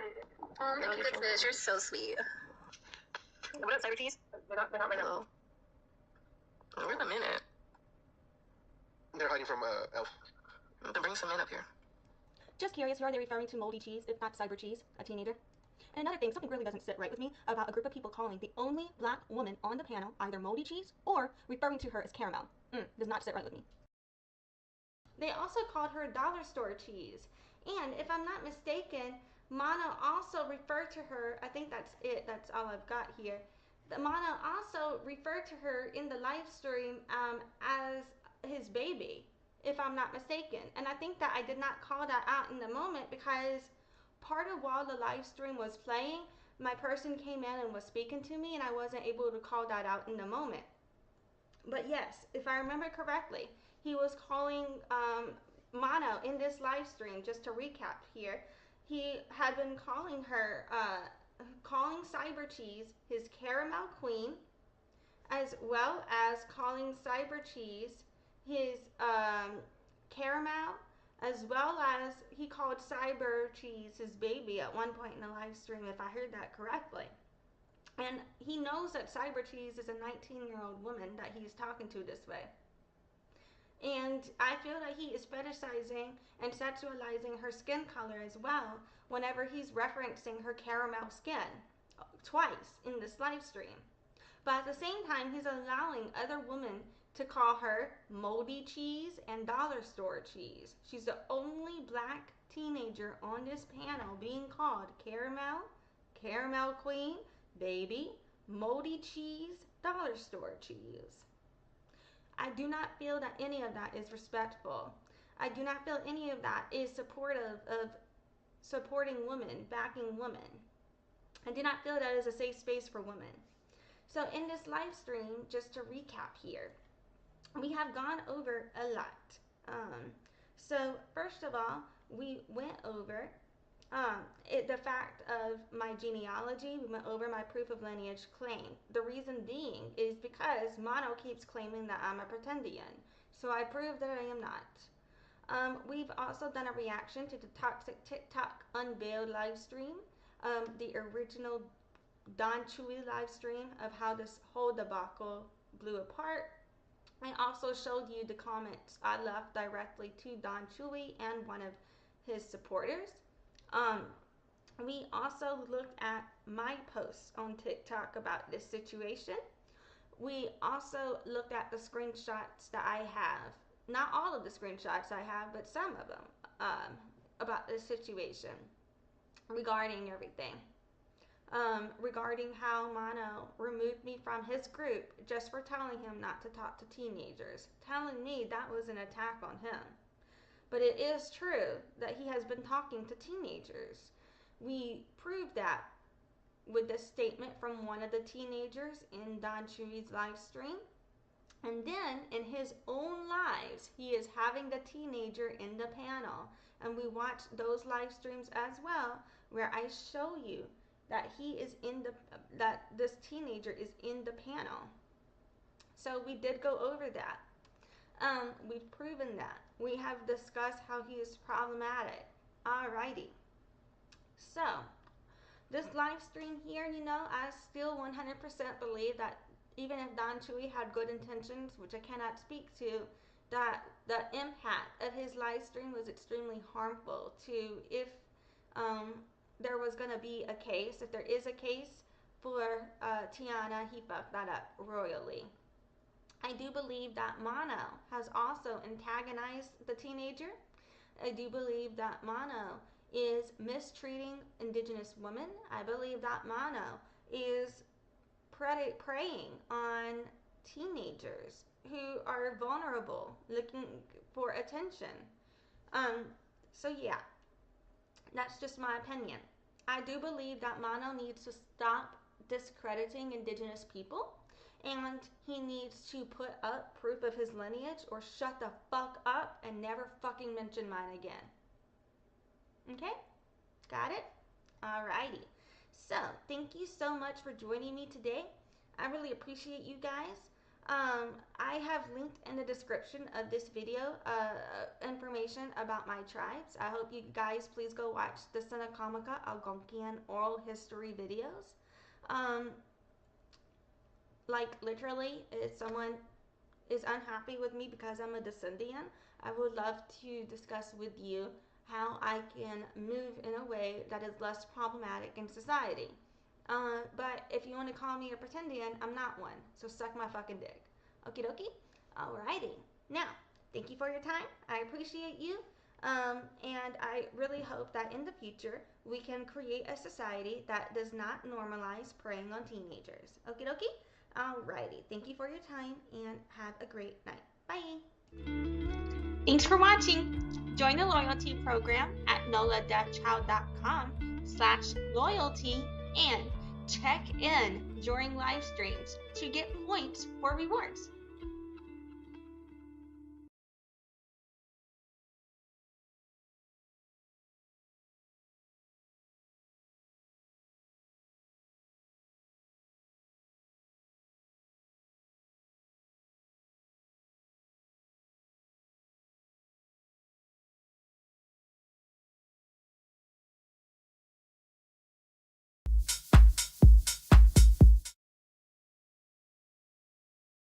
Shit, not bye for real. I just realized I didn't unmute for that. Okay, so sorry. I had just come back to say that I just realized Mumi Starr commented, and she had said that the whole behavior on this live shows his true nature, and I totally agree with that, especially with how he treated me. He acted like I was attacking him just for telling him, don't talk to teenagers. And if you would lay down your life for Indigenous women, why is it so hard for you to just stop talking to teenagers? Just a question. All right. Thanks so much.